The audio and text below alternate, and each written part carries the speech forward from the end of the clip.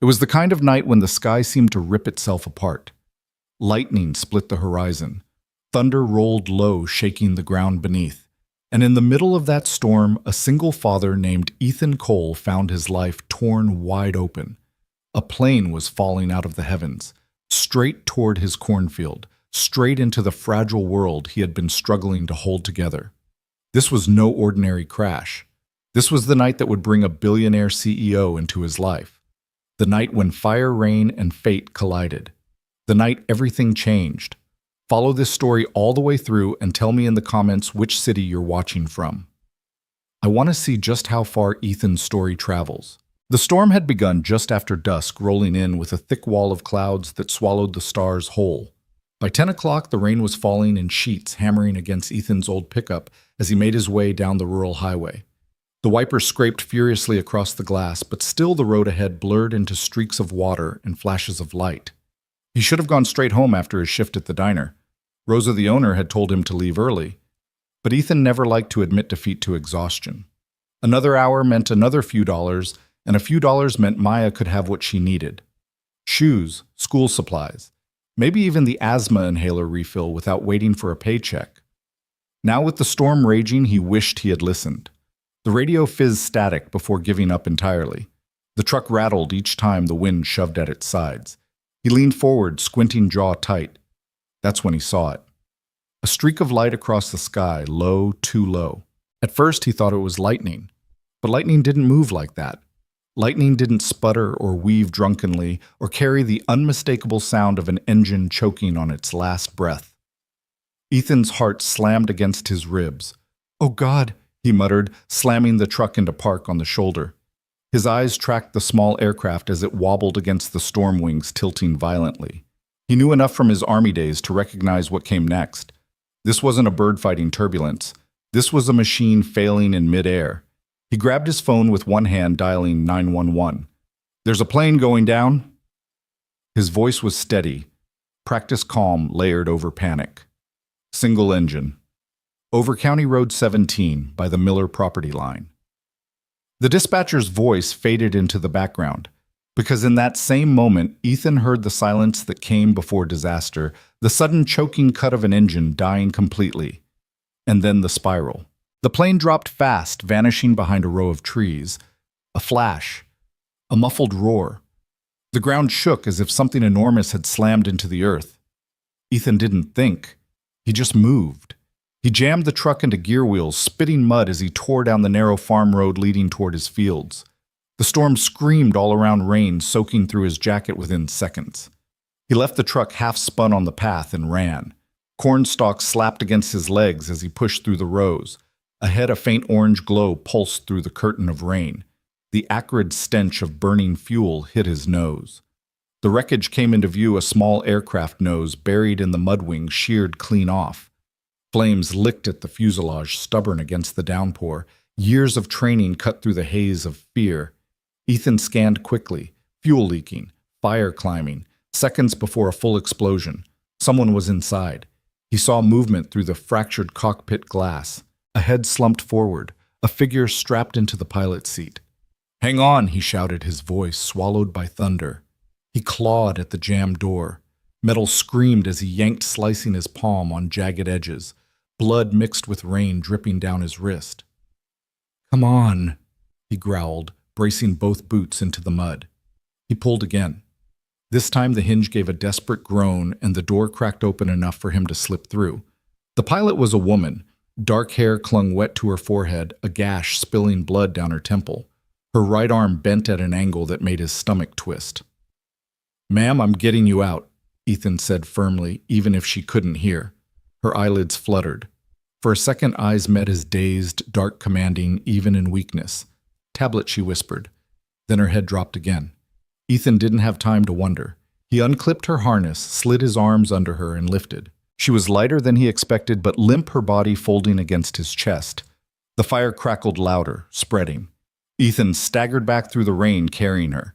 He'd barely made it 50 yards when the fuel tank blew. The blast knocked him flat into the mud body, curled protectively around the stranger. Metal shrapnel rained down, sizzling in the wet ground around them. The fireball lit the storm in orange and red shadows stretching like claws across the field. He lay there panting, holding her tight until the roar faded. Alive. She was still breathing. Ethan forced himself up. Muscles screaming, boots sinking in mud, he carried her toward the faint lights of his farmhouse. Every step felt endless. The storm lashed at him. His arms burned. But he kept his eyes forward toward that warm yellow glow in the distance. His daughter's voice would be the first thing this stranger heard when she woke. And in that moment, Ethan knew whoever she was, her life was now tied to his. The alarm buzzed at 4:30 a.m. sharp. Ethan Cole reached over in the dark, silencing it before the sound could filter through the thin wall into his daughter's room. For a moment, he lay still on his back, staring at the water stain spreading like a brown halo across the ceiling. The house smelled faintly of rain seeping through somewhere in the roof, damp wood, mixing with the scent of coffee grounds he'd left in the filter the night before. Another leak to fix. Another job he couldn't afford to put off, but couldn't afford to pay for either. He swung his legs over the edge of the bed boots, waiting by habit where they always were. His body complained, knees stiff back aching from the double shift at the diner. 42 wasn't supposed to feel ancient, but some mornings it did. He rubbed his face with calloused hands, then reached for his wallet on the nightstand. Inside, tucked behind his driver's license and the 11 crumpled dollars that had to stretch the rest of the week, sat a faded photograph. Sarah, his late wife, her smile frozen in time, hair blowing in some long-ago summer wind. He pressed his thumb along the curve of her cheek, a ritual so ingrained it felt like prayer. Morning Sar, he whispered into the empty room. Another day. The house creaked as he moved down the hallway. He could walk it blindfolded, every squeak of the floorboards memorized. In the kitchen, he assembled Maya's lunch, a peanut butter sandwich, half an apple, the last granola bar from the box. He scribbled a note on a napkin in his crooked handwriting. Have a great day, kiddo. Science project's looking amazing. Love, Dad. He folded it into her lunch bag. These notes were his way of being there when work kept him away. The coffee maker hissed to life, filling the silence with its familiar gurgle. Ethan sipped from his chipped mug and let the warmth chase away the chill from his bones. He glanced at the stack of unopened mail on the counter, the envelope from the bank sitting on top like an accusation. 3 months behind on the mortgage. He pushed it aside. Not now. Not before sunrise. By 5:15, the old pickup roared reluctantly to life. Over 200,000 miles on the engine. Transmission failing. He muttered to it like an old friend. Come on, buddy, one more day. The truck coughed, but held steady as he pulled onto the dark road toward Peterson's auto shop. Inside the garage, the smell of oil and rubber greeted him like a second home. Earl Peterson, gray hair tucked under a greasy cap, nodded as Ethan punched the time card. Henderson's minivan, Earl called. Pads and rotors. She's squealing bad. Ethan grunted in acknowledgement, already tugging on his coveralls. For the next 6 hours, he disappeared into the rhythm of work, grease on his fingers, metal and tools. The satisfying logic of machines. Cars made sense. You found the problem. You fixed it. You moved on. Unlike the bills, unlike the empty seat at the dinner table, unlike the look in Maya's eyes when he missed another school play. By noon, he washed his hands in the garage sink, the black grease never fully leaving the cracks in his skin. He changed shirts, swapped coveralls for a clean one, and drove across town to job number 2. The Silver Spoon Diner sat on Main and Elm, its neon sign buzzing faintly, even in daylight. Ethan parked out back, nodding to Manny, the dishwasher sneaking a smoke by the dumpster. Table 6 is waiting on you, Rosa called as he walked through the kitchen doors. The Hricks want your advice on college applications again. Ethan managed a tired smile. The Hricks were good people.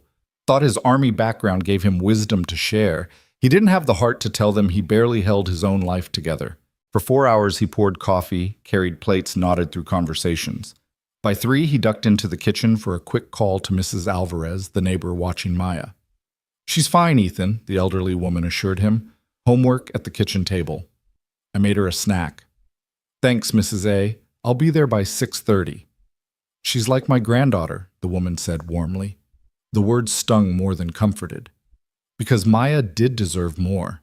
Deserved her mother. Deserved better than a father stretched thin across 2 jobs and too many bills. By 6, Ethan was back at Peterson's garage for another few hours. By 6:45, exhaustion sat in his bones like concrete as he parked in front of the farmhouse. The white paint peeled. Porch steps sagged. But it was the only thing left of value after Sarah's illness. His grandfather's legacy clung to with both hands. Dad Maya's voice lifted his spirits the second he opened the door. She sat at the table science project spread out before her, a model of an aircraft wing papers filled with careful handwriting. "Hey, kiddo." He dropped his keys on the counter. "Mrs. Alvarez helped me with calculations," Maya said proudly. "Did you know wing curvature changes air pressure and that's what makes planes fly?" Ethan smiled, leaning down to study the project. "Your mom would have been impressed. She always said you'd be the scientist in the family." The smile on Maya's face flickered at the mention of Sarah, but she nodded. "I think she'd like it." Dinner was cobbled together from scraps in the fridge, milk nearly gone, vegetables limp. Another trip to the store meant another stretch of dollars he didn't have. Still, he listened to Maya chatter about her teachers, her friends. He asked questions, nodded at all the right places, even while his mind calculated if the electric bill could wait another week. After dinner came homework, then bedtime. The ritual was sacred, tucking her in, smoothing the blanket, listening to her voice soften in the half-dark. "Dad." "Yeah. Are we going to be okay?" The question caught him. He sat there in silence for too long. "Of course we are, kiddo. Why do you ask?" She hesitated. "I heard Mrs. Alvarez talking on the phone. She said something about the bank, about you working too hard." Ethan swallowed, forced a smile. "Mrs. Alvarez worries too much. We're fine, Maya. I promise." The lie sat heavy, bitter, but he held the smile until her eyes closed. Out in the hallway, he leaned against the wall, shoulders bowed. On the counter, the letter from the bank waited. He picked it up, read the words again. 3 months behind. Foreclosure looming. No change since the morning. Just black ink sealing his fate. He dropped it back down and sat on the edge of his bed, too tired to untie his boots. He glanced at the family photo on the nightstand, Sarah beside him. Maya, at 6 years old between them all, smiles under a Ferris wheel. "I'm trying, Sar," he whispered. "I'm really trying." Outside, thunder rolled again. A weather alert chimed on his phone, severe storms overnight. His last thought before sleep was that he needed to check the roof for leaks tomorrow. Another problem. Another day. Unaware that before dawn the sky itself would fall into his world. The storm arrived sooner than anyone expected. By the time the clock crept past 8 that Friday night, rain was already lashing against the windows of the Silver Spoon Diner.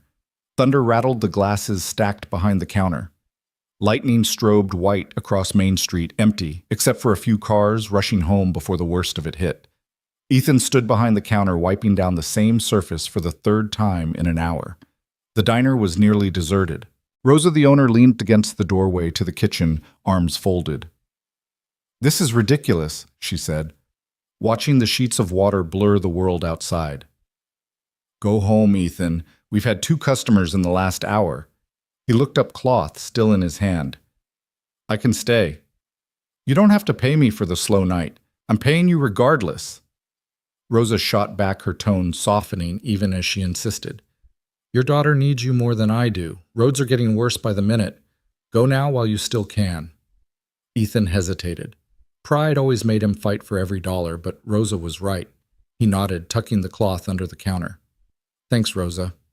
She waved him off. "Get going before I change my mind." By the time Ethan stepped outside, the storm had grown teeth.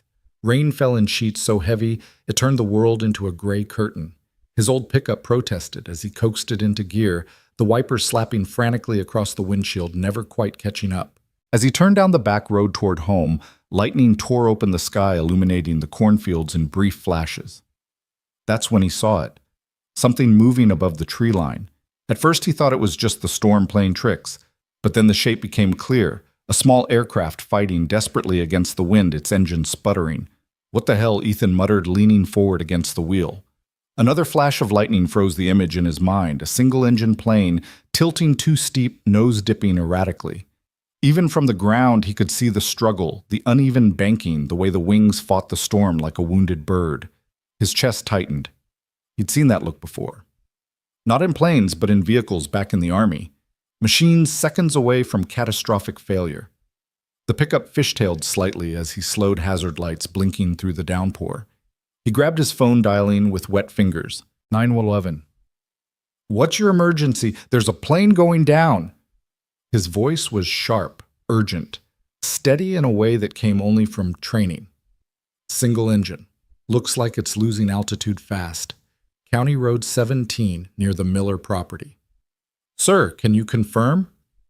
But Ethan didn't hear the rest, because in that exact moment, the engine above him coughed one last time and fell silent. The plane dipped violently, vanishing behind the tree line. Then came the sound, a terrible, sickening crunch followed by a muted explosion that rattled his bones. A fireball lit the horizon, swallowed quickly by the rain, but bright enough to burn itself into his vision. God, no, he breathed. He dropped the phone into the seat beside him and floored the gas tires, spinning mud as the truck lurched onto the access road that cut through his fields. Branches clawed at the sides of the truck as he swerved into the corn rows, headlights bouncing wildly. The glow of fire guided him, faint and flickering through the rain. He braked hard, the truck skidding to a halt in the mud. And then he ran. Rain soaked him instantly, plastering his shirt to his skin boots, sinking into the flooded earth. The smell hit him first, aviation fuel, sharp in the air, smoke curling up through the storm. The wreckage lay ahead. The small plane had broken apart, its wings twisted and torn. Flames clawed at the fuselage, hungry despite the rain. He forced himself closer, every instinct screaming danger. The fuel was still leaking, the fire creeping toward it. He had seconds, maybe less. Through the fractured cockpit glass he saw her, a woman. Head slumped forward, dark hair matted with blood, her arm bent wrong against the restraints. She stirred weakly, a moan slipping past her lips. "Hang on!" Ethan shouted, gripping the cockpit door. The metal was warped, jagged edges cutting deep into his palm as he yanked. He grunted, bracing his boots against the mud, pulling with every ounce of strength left in his body. The door gave a screech, shifting just enough for him to wedge it open. Inside, the woman's breathing was shallow but steady. Her face, striking even through streaks of blood and soot, was pale against the glow of firelight. "Ma'am," Ethan said, forcing his voice calm. "We've got to move. Now!" Her eyelids fluttered. For a split second, her gaze locked with his eyes, dark, commanding, but clouded by pain. "Tablet," she whispered, barely audible through the storm. "Need my tablet." Ethan glanced around the cabin, but saw nothing except flames and twisted metal. There was no time. "I'll come back if I can. Right now, I'm getting you out." He unclipped her harness, sliding his arms carefully beneath her. She was light, far too light for someone who carried such presence even in weakness. Her broken arm pressed awkwardly against him as he lifted. The fire hissed louder, crawling toward the leaking fuel. Ethan staggered back, mud sucking at his boots as he carried her away from the wreckage. His muscles screamed with effort, lungs burning from smoke and rain. 50 yards. That's as far as he got. Then the plane exploded. The blast roared across the field, a wall of fire and heat that slammed into him like a hammer. He hit the ground hard. Instinct curling his body around hers, shielding her from debris that rained down around them. Shards of metal hissed into the mud. The shock wave rattled his teeth. For a moment, the world was nothing but orange and black rain and fire colliding. When the sound finally ebbed, he lifted his head. She was still breathing, her face slack but alive. Alive. His arms shook as he pushed himself up, hoisting her again. He turned toward the distant glow of his farmhouse windows, warmth safety shelter. Every step through the sucking mud was agony. Rain blurred his vision, cold seeping into his bones, but he never loosened his grip. Somewhere behind him, the fire still burned. Ahead, his home beckoned like a beacon. And in his arms, unconscious but alive, lay the woman who would soon turn his entire world upside down. The front door flew open on its swollen hinges. Warm light spilled onto the porch. Rain hammered the steps like 1,000 drumming fists. "Maya, open it wider." Ethan gasped, breath-burning arms locked around the unconscious woman. His 12-year-old daughter sprang back, eyes wide, hair damp from the humidity that had crept in with the storm. Dad? What happened? Who plane? In the field. He moved sideways through the doorway, careful with the weight in his arms. Call 911. Now. Mrs. Alvarez appeared from the kitchen, one hand already at her chest, the other gripping a dish towel. Madre de Dios, she whispered, crossing herself as she hurried ahead, dragging the coffee table aside to make room on the sofa. Put her here. Gently. Gently, Ethan? He lowered the woman onto the couch. Her flight jacket was soaked, the sleeve torn where the arm bent wrong. Blood had matted along her hairline, made darker by the rain. Even unconscious, her presence filled the room. Sharp cheekbones, strong jaw, that watch on her left wrist. Expensive cracked, unmoving at some frozen 8:08. Maya already had the phone at her ear. There was a plane crash, she said, voice too steady for a child.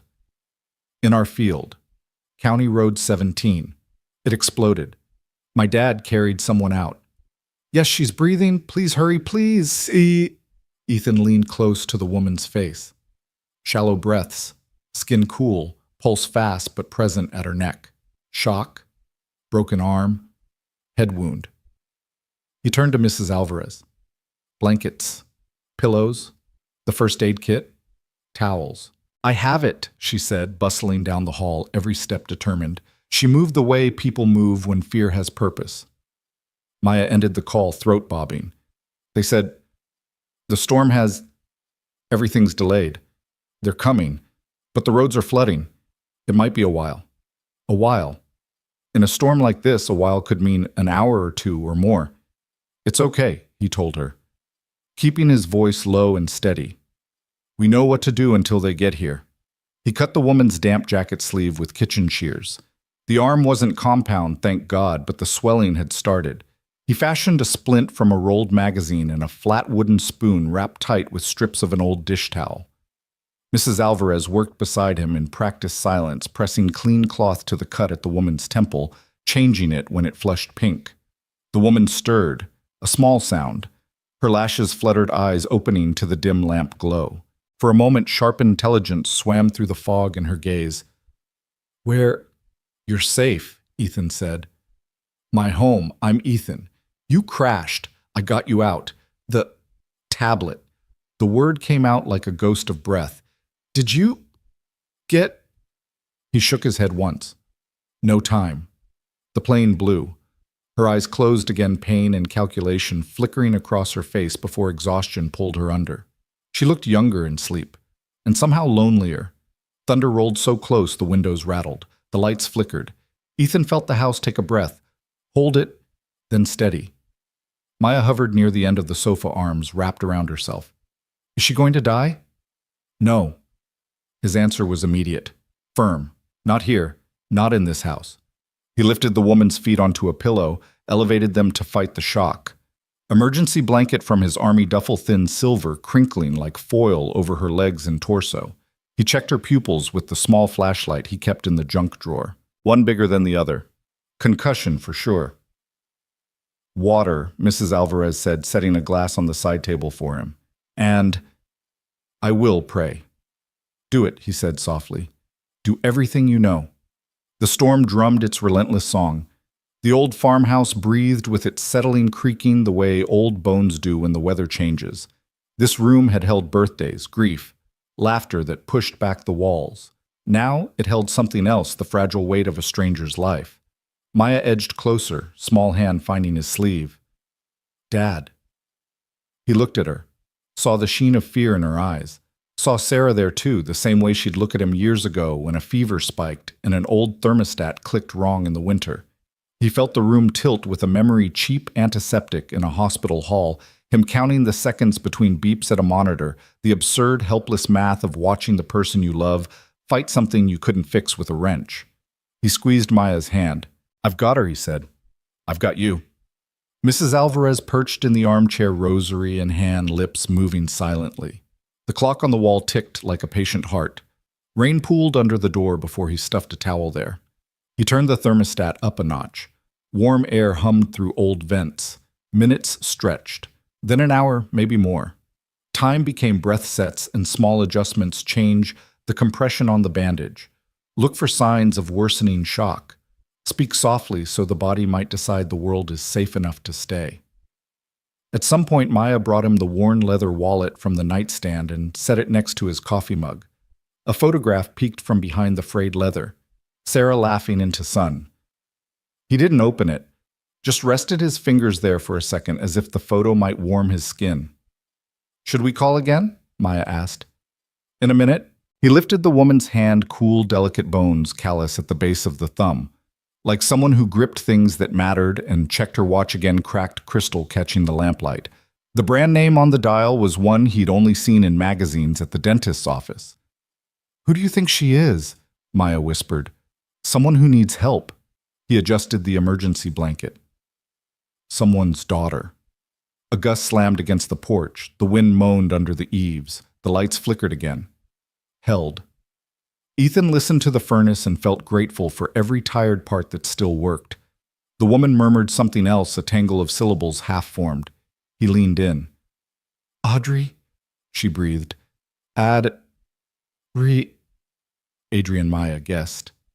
Don't push her, Mrs. Alvarez murmured. Let the body speak when it is ready. Ethan sat back, flexing his hand. The cut across his palm had crusted with blood and rainwater. It stung now that the adrenaline had cooled.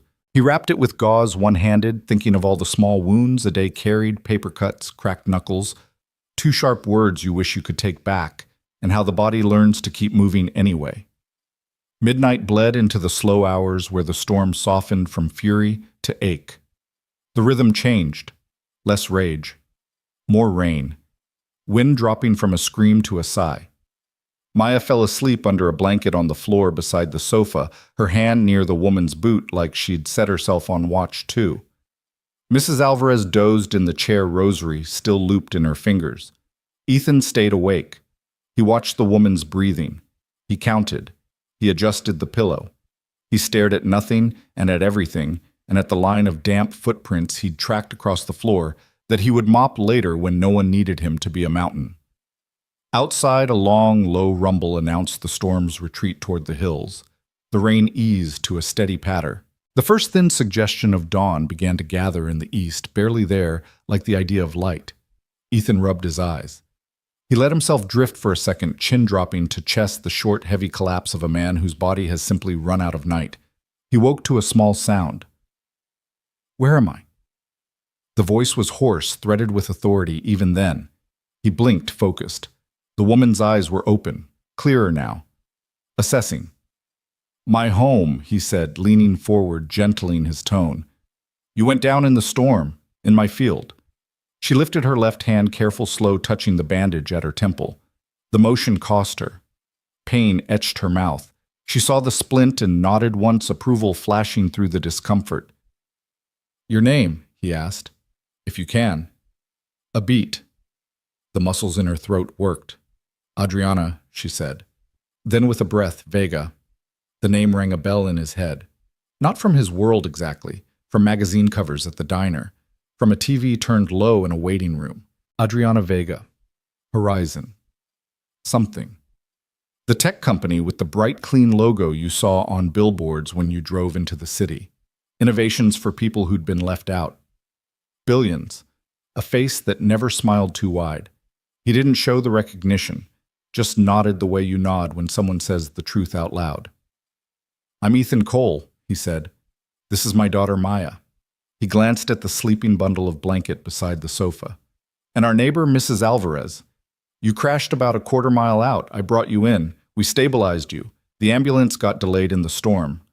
Adriana's gaze drifted across the room, taking in the knit throw on the arm of the couch. The science project spread across the dining table, blueprints and cardstock, and a hand-lettered sign that read lift and drag, and the family photo on the mantel, 3 smiles under a Ferris wheel. Her eyes softened for a heartbeat when they landed on the photo. Then they sharpened again. My phone, she said. Did you find it? He shook his head. You had your watch, jacket, no phone. She swallowed, thinking.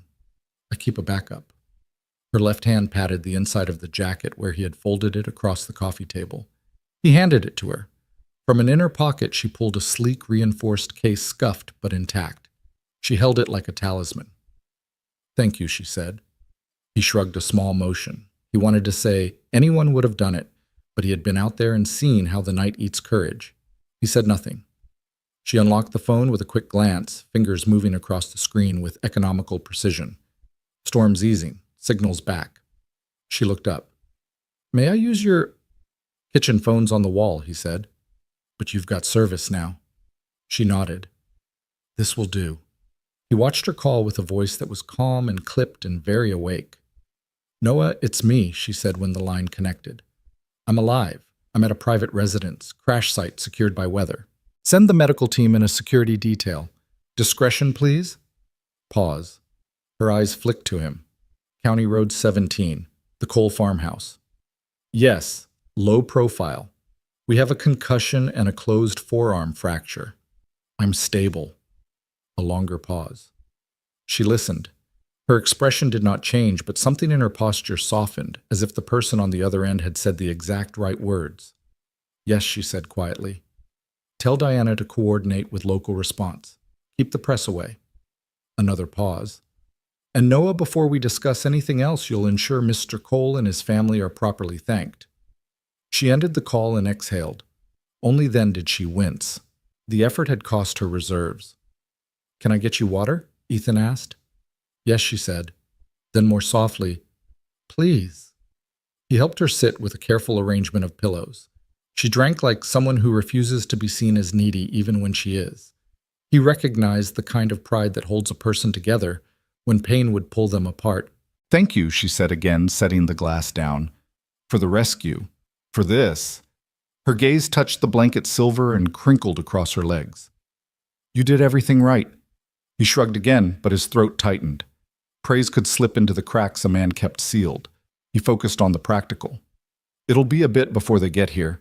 The road from town is ugly. You should rest. I'll try, she said, eyes already lowering. If I sleep, wake me every hour. I know, he said. Concussion. He stood. In the soft light of early morning, the room looked gentler, like the house itself had forgiven them for bringing the storm inside. Maya stirred, pushing hair from her face. She blinked at Adriana, then at her father. Is she awake? Adriana said, a faint smile, and grateful. Maya sat up, breath catching. Hi, I'm Maya. I like your watch. Adriana glanced at the cracked crystal, let out a small huff that might have been a laugh if the situation were not what it was. I liked it better yesterday. Outside, a sound grew distant at first, then distinct. The thrum of helicopter blades. Not military. Not news. Corporate. A different kind of thunder rolling over the hill. Ethan went to the window. A procession of black SUVs turned onto the long dirt drive tires, throwing rooster tails of muddy water. The helicopter circled once, then hovered over the far edge of the field, searching for a safe approach. Mrs. Alvarez stood straightening her cardigan. Dios mío. Maya pressed against the glass beside her father. Dad, there are so many. The convoy eased to a stop along the fence line. Men and women in dark jackets stepped out with deliberate speed radios at their shoulders, earpieces glinting. Two carried hard-sided medical cases. One woman, mid-40s, hair, tight posture that read, Soldier even out of uniform, scanned the yard, then the porch, then the windows. Her gaze found Ethan's, held, gave a short professional nod. A knock measured, not frantic, sounded at the door. Ethan opened it to the storm-dampened air and a man in an immaculate raincoat, tablet in hand. Not frantic either. Assessing. Mr. Cole, he asked. I'm Noah Park, Chief of Staff for Miss Vega. May we enter? Ethan stepped back, letting the small tide of competence wash into his living room. The house shifted again as if bracing. Medics moved to the sofa. The soldier woman Diana swept the hallway with a glance, clocked the exits, the family photographs, the science project on the table, the towel stuffed under the door. She gave orders with 2 fingers, barely any sound. Equipment opened like flowers. Vitals. Pupil response. Splint confirmed. A saline line prepared and paused at Adriana's nod. Maya hovered until Diana knelt to her level. You did very well, Diana said. Thank you for helping your dad. She meant it. Maya straightened like a flag. Ethan stood 3 feet from the couch and felt for a moment oddly outside his own house. The space where he'd carried birthdays and grief now held people who came from a world where problems were solved with teams and plans and rapid deployment. He felt protective of the house of the girl beside him, even of the woman on his couch, and also relieved that someone else was carrying the next 10 minutes. Adriana watched it all with the stillness of a general in bed. Noah leaned in. They spoke in low tones that didn't try to pretend Ethan wasn't in the room. She looked over at him. "Mr. Cole," she said, voice stronger now. "Noah will coordinate with the local authorities about the crash site. My team will ensure your property is respected." She paused. Something gentler moved behind her eyes, and the rotor beat deepened outside. A shadow crossed the ceiling as the helicopter shifted position. The room hushed just for a breath, all attention drawn upward. Adriana's gaze returned to Ethan. She took in the cut on his hand, the mud on his jeans, the towel at the door, the napkin note peeking from Maya's lunch bag on the counter. Her mouth softened. "And before we go anywhere," she said quietly, "we'll talk." The soldier woman lifted her chin. "Miss Vega, as soon as you're ready, we can transport—" "Wait," Adriana said, not looking away from Ethan. "There's a decision to make." The house held its breath again, as if it too were waiting to hear what came next. The farmhouse had never seen anything like it. Suits in the living room, radios buzzing low, medical kits spread across the old wooden floor. And in the middle of it all, on Ethan's sagging sofa, Adriana Vega sat propped against pillows, her splinted arm cradled against her chest, her eyes sharp despite the pallor on her face. Noah bent near her tablet, balanced on one palm, stylus tapping. The board is already demanding updates. Press inquiries are flooding in. Investors want to know if tomorrow's meetings are still on the table. Adriana raised her hand, silencing him with a small gesture. "Noah, I nearly died last night." Her voice wasn't loud, but it was iron. "If Mr. Cole hadn't risked his life to drag me out of that wreckage, you'd be drafting an obituary, not a statement. So before we discuss schedules and investors, you will ensure this man is properly thanked." The room went still. Noah blinked startled, then looked at Ethan with sudden deference. "Of course, Mr. Cole. Horizon Technologies owes you an unpayable debt.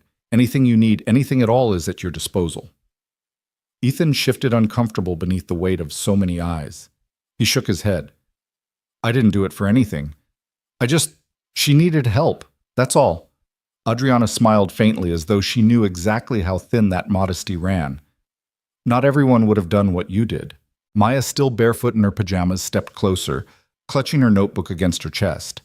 She had been silent since the convoy arrived, her eyes wide as if her home had been invaded by characters from a different story. Finally, she whispered, "Dad always helps people." The remark drew soft laughter from Mrs. Alvarez, who hovered in the doorway, wringing her hands. "That's true, Nina. Your father's heart is bigger than his wallet." Noah cleared his throat. "Miss Vega, the ambulance is staged half a mile down, waiting for word. If you're ready, we can—" "No," Adriana interrupted. She looked around the modest room, the peeling wallpaper, the science project spread across the dining table, the photo frames lined unevenly on the mantel. Then her gaze returned to Ethan. "If Mr. Cole permits, I would rather remain here, at least for tonight." The medics exchanged glances.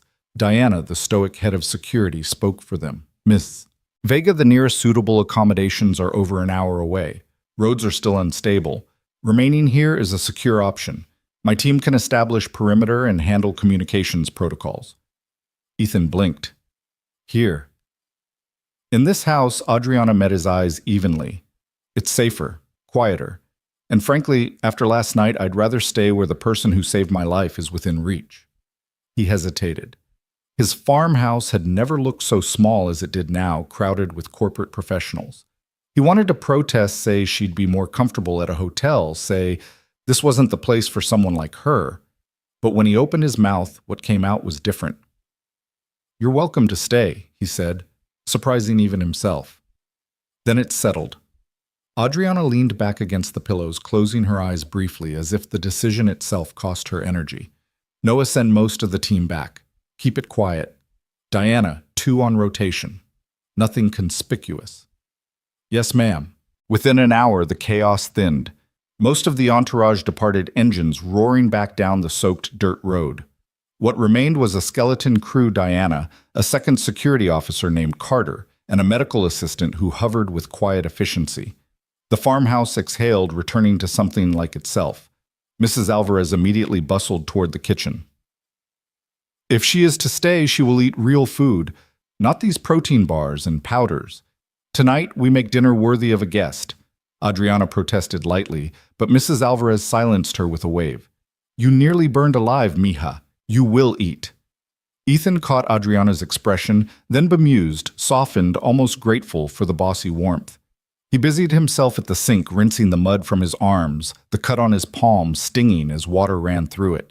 He wrapped it in fresh gauze, more self-conscious now under the scrutiny of strangers who had the look of people used to surgical precision. Dad, Maya whispered at his elbow. She's really Adriana Vega, isn't she? From the magazines, from the science articles. He nodded once, keeping his voice low. Yeah, kiddo, looks like it. Her eyes were huge. She talked to me about my project. She knew about wing designs, like really knew. And she listened, like she cared. Ethan glanced over his shoulder. Adriana was watching them, her gaze not the cold distance of a CEO, but something gentler. When their eyes met, she didn't look away. Dinner was a strange, almost surreal affair. Mrs. Alvarez served steaming paella, insisting that everyone, including the stone-faced Diana, sit at the table. Maya sat across from Adriana, animated as she explained her model airplane wing. Adriana asked questions, offered suggestions, even sketched a small diagram on a napkin. Ethan, at the stove plating seconds, found himself pausing just to watch, to see his daughter glowing with pride as this powerful woman treated her ideas with seriousness, to see Adriana, billionaire, innovator, survivor, laugh softly at one of Maya's jokes, her face lit not by corporate polish, but by genuine warmth. Later, after Maya had been shooed to bed, Ethan stepped onto the porch. The rain had finally thinned to a mist, stars fighting to reclaim the sky. He leaned on the railing, listening to the damp earth breathe. The door creaked open. Adriana stood there, wrapped in one of Mrs. Alvarez's knitted shawls, her sling cradling her arm. You should be resting, he said. She joined him at the railing anyway, her eyes tracing the dark field where the wreck still smoldered faintly. I've been in boardrooms filled with men who pretend to listen, she said quietly.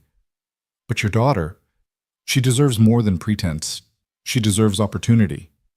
He glanced at her. She deserves more than I can give. Adriana turned her head, then studied his profile under the porch light. Maybe. Or maybe you underestimate what you already give. The silence between them was charged heavy with unspoken things. The night air smelled of wet corn and smoke. Somewhere, an owl called.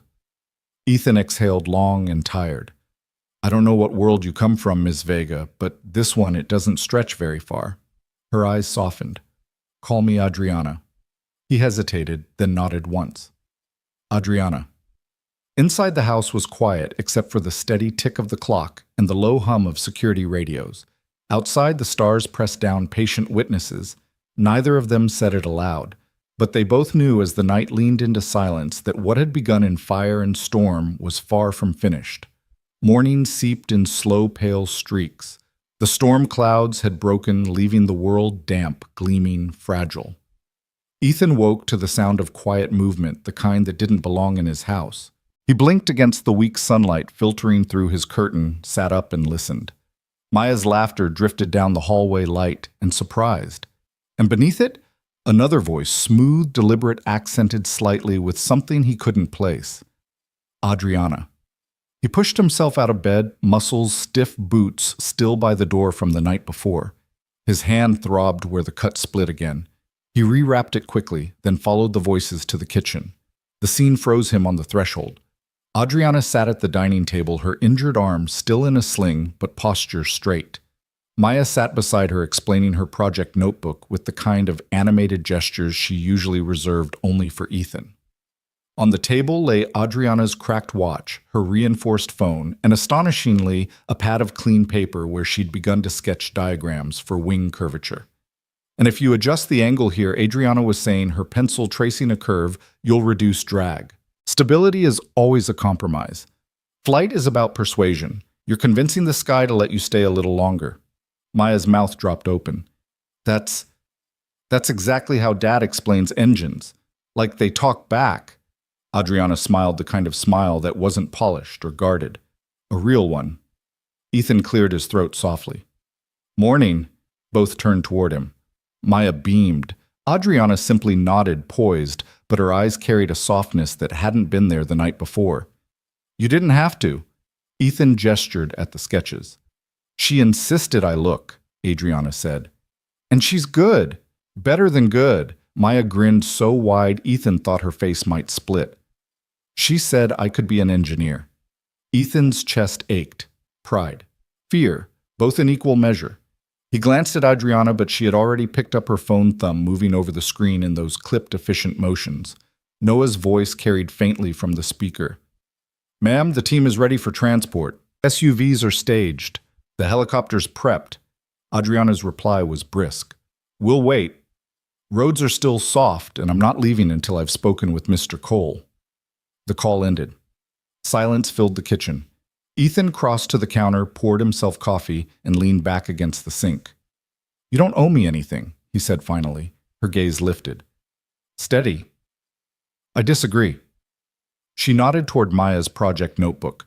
She has potential that shouldn't be limited by circumstance. And you... She paused, measuring her words. You carry more than your share. Last night proved that. He frowned uncomfortable. Look, I'm just a mechanic. A dad trying to keep the lights on. We're fine. Adriana's lips curved in a way that said she didn't believe him. Fine is not the same as thriving. The medical assistant appeared then, checking Adriana's vitals, asking her to follow a light with her eyes adjusting the sling. She tolerated it with quiet patience, though Ethan caught the flicker of irritation in her jaw. When the assistant left, Adriana set her coffee down and folded her good hand across the table. Mr. Cole, Ethan. I have resources. Influence, a company built on creating opportunity. Let me do something for you. He stiffened. I won't take charity. It wouldn't be charity, she said. Her voice was low, almost gentle. It would be repayment. You saved my life. That's worth more than any transmission or mortgage payment. His throat tightened. He remembered the letter on the counter, the third notice. 3 months behind.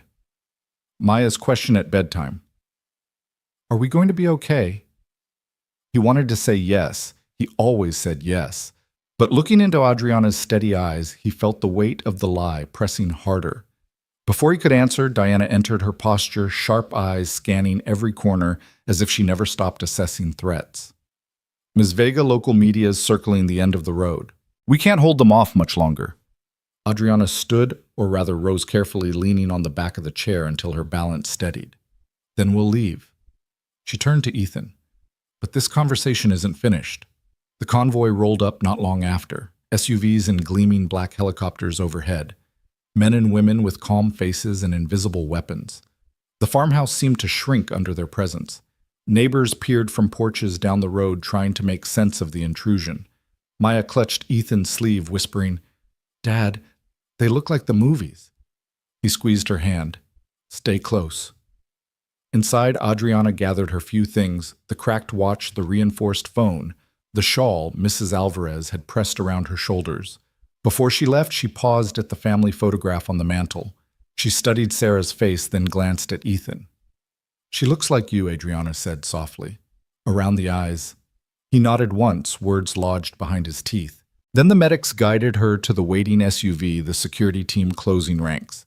She moved with the authority of someone accustomed to command, even with her arm in a sling, even fresh from fire. Cameras flashed at the far end of the driveway, reporters shouting questions that the wind shredded before they reached the porch. Adriana settled into the SUV, Noah climbing in beside her. Just before the door shut, she leaned out. Ethan. He stepped closer. Her eyes held his. This isn't goodbye. Then the door closed, the convoy pulling away in a spray of mud. The helicopters lifted, the sound vibrating in his chest until it faded into the sky. And just like that, the farmhouse was quiet again. Too quiet. Maya leaned against him, whispering, Do you think she'll come back?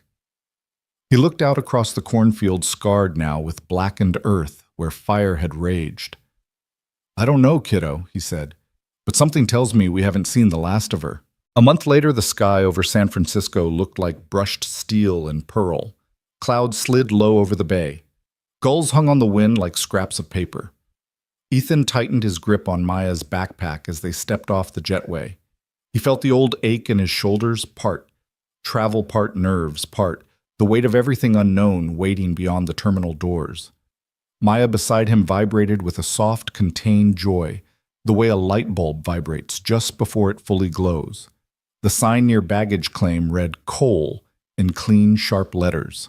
The driver matched the sign: spotless suit, precise smile, a practiced bow.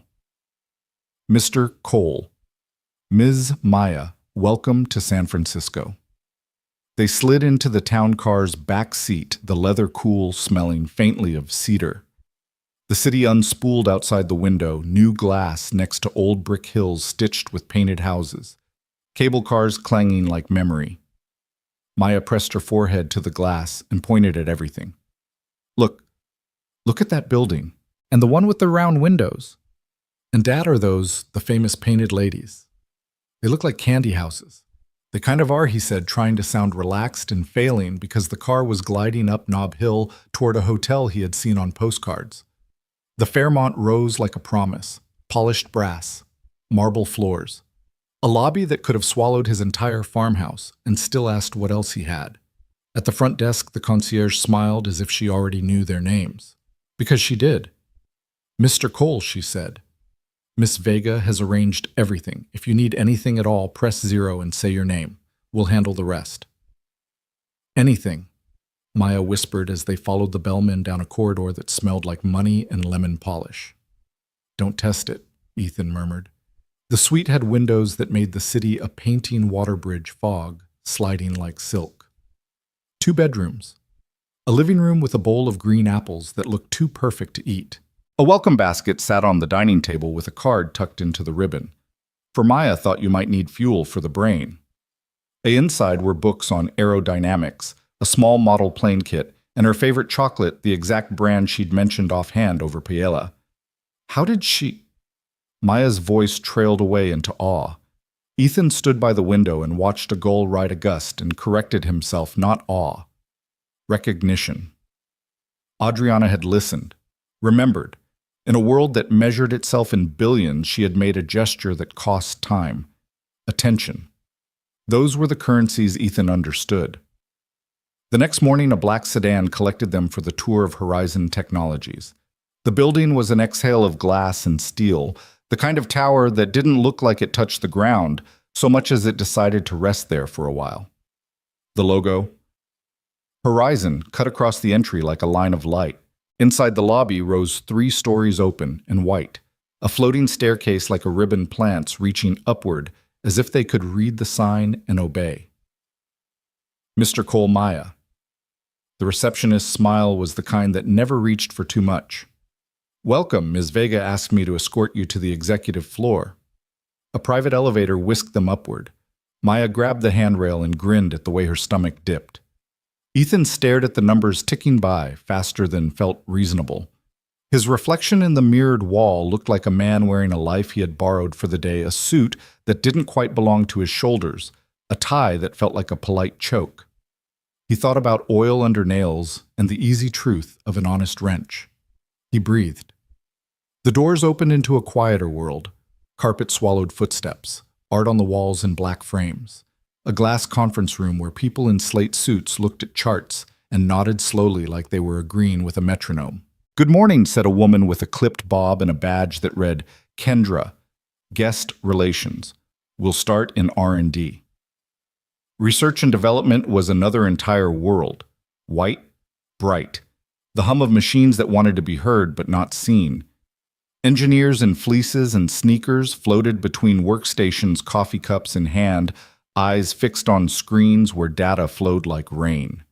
Kendra led them to a glassed-in lab where 3 people hovered over a device on a padded mat. It looked like a sleek minimalist crown, a curve of composite, a shimmer of sensors, thin cables trailing like hair.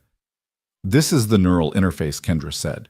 She didn't sound like a tour guide. She sounded proud. Codename Icarus. Maya pressed both hands to the glass. "It's beautiful," she whispered. An engineer looked up, saw them, and broke into a grin. He was mid-30s, curly hair ink on his forearms that peeked from under his lab coat like a secret map. His badge read Arman, Principal Engineer. "You must be Maya," he said as they stepped inside, the young woman whose wing designs had Adriana sketching on napkins. Maya blushed. Ethan glanced at her, resisting the urge to make a joke so he wouldn't have to feel the swell in his chest. "Pride can hurt if you're not used to it." Armin gestured to the device. "We're stabilizing the housing. The internals are solid sensors, read neural signals in microsaccades, and translate them into commands, but the shell has to be resilient and light. Every gram matters." Ethan looked without meaning to. He saw what anyone would see, a beautiful object. He also saw what he had been trained to see, failure points. Sharp bends where a cable would fret and break after 100 cycles. A vent pattern that would clog with dust in a week in a real home. A mounting screw too close to a seam that would crack under stress. He kept his mouth shut. This wasn't his world. Armin noticed the way Ethan's eyes tracked the crown. Engineers know the look of someone who is listening with their hands. "You can say it," Armin said, amused. "We thrive on critique." Ethan swallowed. "You have a strain relief problem on that connector," he said, finally nodding toward the cable interface. "Bend radius is too tight. It'll fail under daily use." Armin blinked. "Yes," he said slowly. "We thought the same. We were debating offsetting the mount, but it messed with the profile. Use a dog bone grommet and shift the stress into the elastomer," Ethan said, surprised at himself for speaking. "Exterior stays clean. Cable survives." One of the other engineers tiny sharp-eyed her badge, reading Priya, me, tilted her head. "And the vents?" "They'll block," he said. "Pet hair, dust, life. You want slats you can wipe, not honeycomb. People don't own compressed air. Give them a cloth and a chance." Priya grinned. "I like him." Maya's eyes shot to her father like he had just done magic with a wrench and a word. He felt heat rise in his neck and looked at the floor. Kendra's phone buzzed. She leaned in. "Ms. Vega is finishing a call. She'll meet you in the prototyping bay." They wove through corridors of glass. In one room, robots worked with slow, deliberate grace assembling and unassembling parts like monks making and erasing sand mandalas. In another, a wall displayed the evolution of Horizon's accessibility tools. Keyboards with soft press keys, eye-tracking modules, voice systems that learned how to hear even the quietest whisper of breath. Maya read every caption, whispered each one aloud like a spell. They reached prototyping. It smelled like resin and hot plastic and singed circuit boards familiar to Ethan in a way that surprised him. A woman in her 50s with silver hair pulled into a braid stood at a bench soldering something that hissed softly. "Welcome," she said without looking up. "If you're here for the show and tell, I'll pretend I like audiences." She clicked off the iron turned and smiled. "I'm Sana. I wrangle the impatient inventions before we let them out of their cages." Maya laughed. Sana's eyes crinkled at the corners. "Ah," she said. "You're the one Adriana keeps talking about." She pointed to a stool. "Come sit. Tell me why your wing model needs another degree of curve." For 20 minutes, the lab became a classroom. Maya spoke. Sana listened. Sana spoke. Maya listened harder. Ethan watched the way competence and kindness sat comfortably in the same chair here. He watched his daughter's shoulders square under a tension that didn't patronize. He watched the way the world made itself larger around a child who had something to say. When Adriana appeared, she didn't announce herself. She simply stepped into the doorway, a quiet gravity altering the room's center of mass. She wore a charcoal suit that fit like it wasn't trying. Her right arm was no longer in a sling, but she held it carefully, as if it had become a weather vane for pain. Ethan felt the air change in him the way the air changes right before rain. He turned. Their eyes found each other like they had practiced it.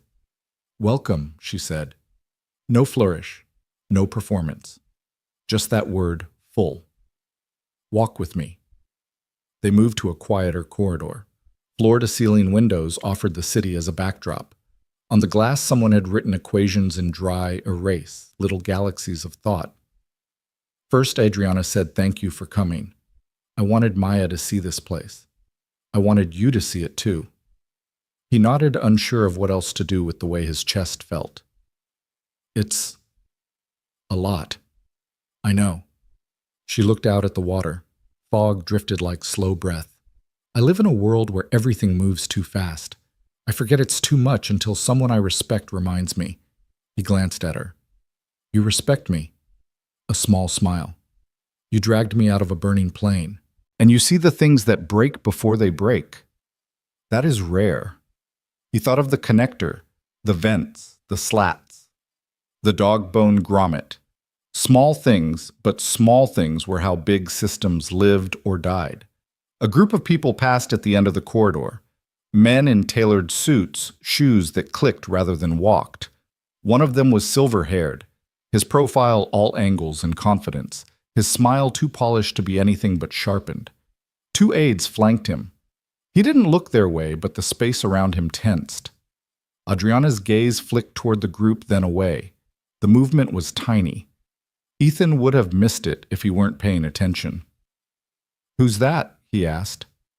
Victor Sloan. She said, her voice neutral. CEO of wreckage Systems. We collaborate on standards boards sometimes. We compete on everything else. Friend rival, she said. And that was the end of it. For now. Back in the lab, Maya held a prototype headband gingerly as if it might flutter away. It feels light, she said, like it wants to be on a head.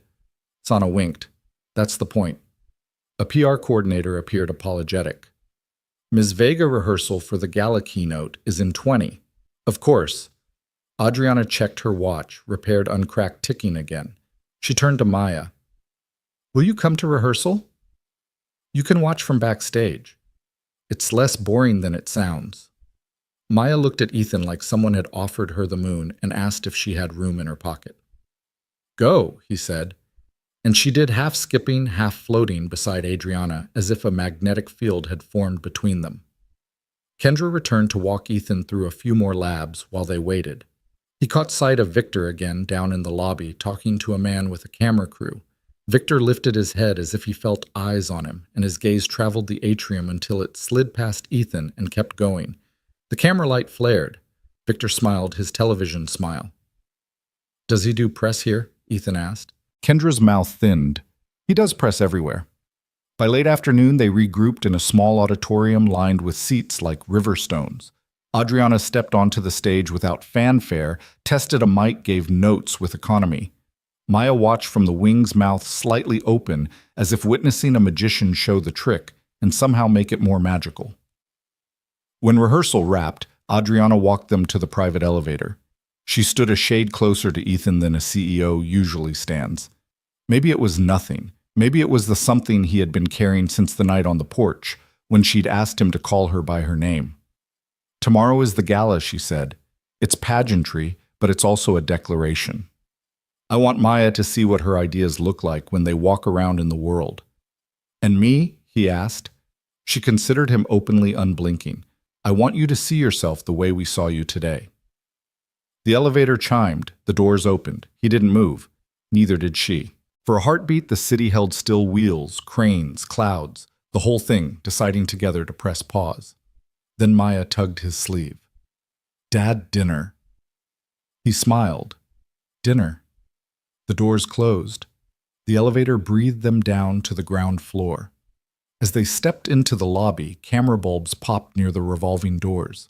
Victor Sloan's laughter cut through the marble hush like a blade wrapped in velvet. He shook a reporter's hand with the gravity of a man accepting a crown he had already tried on in the mirror. Ethan kept walking. Maya's hand was warm in his. Outside, the evening wind carried salt and the low thrum of the city's heart. The sedan waited. Tomorrow they'd come back for the gala, for the lights, for the unveiling of something that had been born in brains and solder and a storm. Tonight, in the quiet edge before spectacle, he told himself not to borrow trouble. Tonight he let his daughter lean her head on his shoulder as the car climbed the hill. But as the hotel's lights swung closer, he couldn't help looking back over the city's glittering shoulder toward the tower where Adriana rehearsed her future, toward the lobby, where a rival still smiled for cameras, and feel the first small shift of weather again.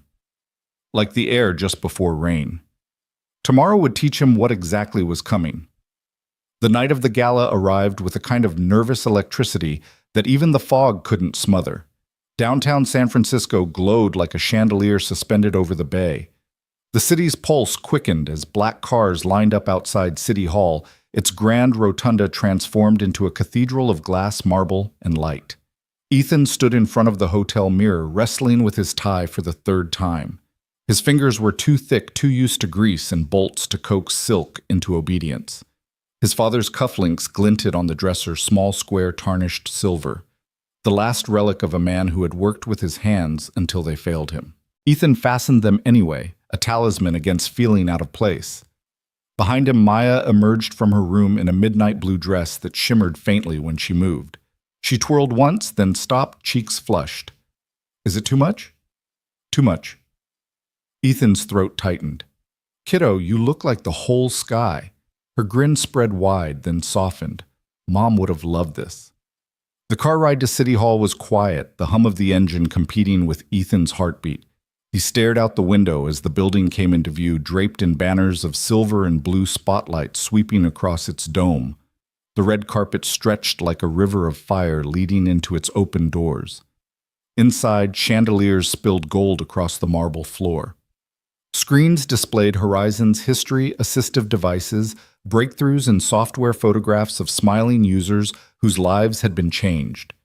Waiters floated past with trays of champagne crystal glasses trembling with pale bubbles. Maya clung to Ethan's arm, her eyes darting everywhere, devouring the spectacle.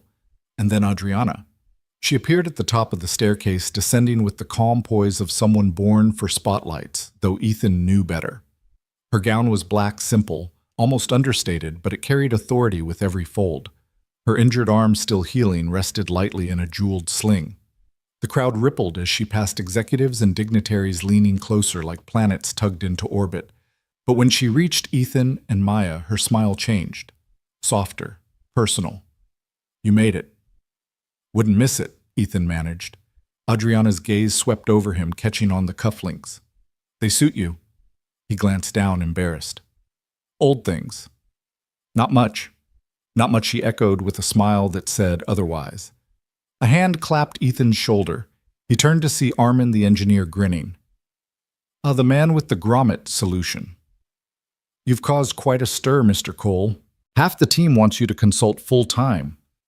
Ethan chuckled awkwardly, but before he could answer, another presence slid into their circle.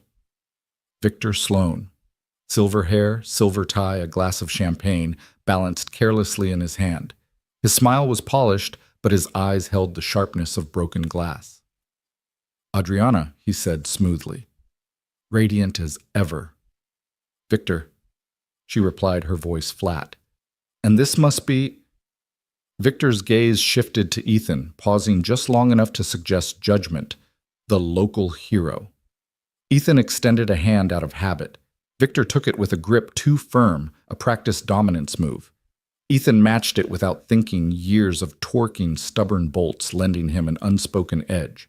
Their eyes locked. Impressive story, Victor said, still smiling. Saving our dear Adriana. Almost cinematic. One might think it's staged.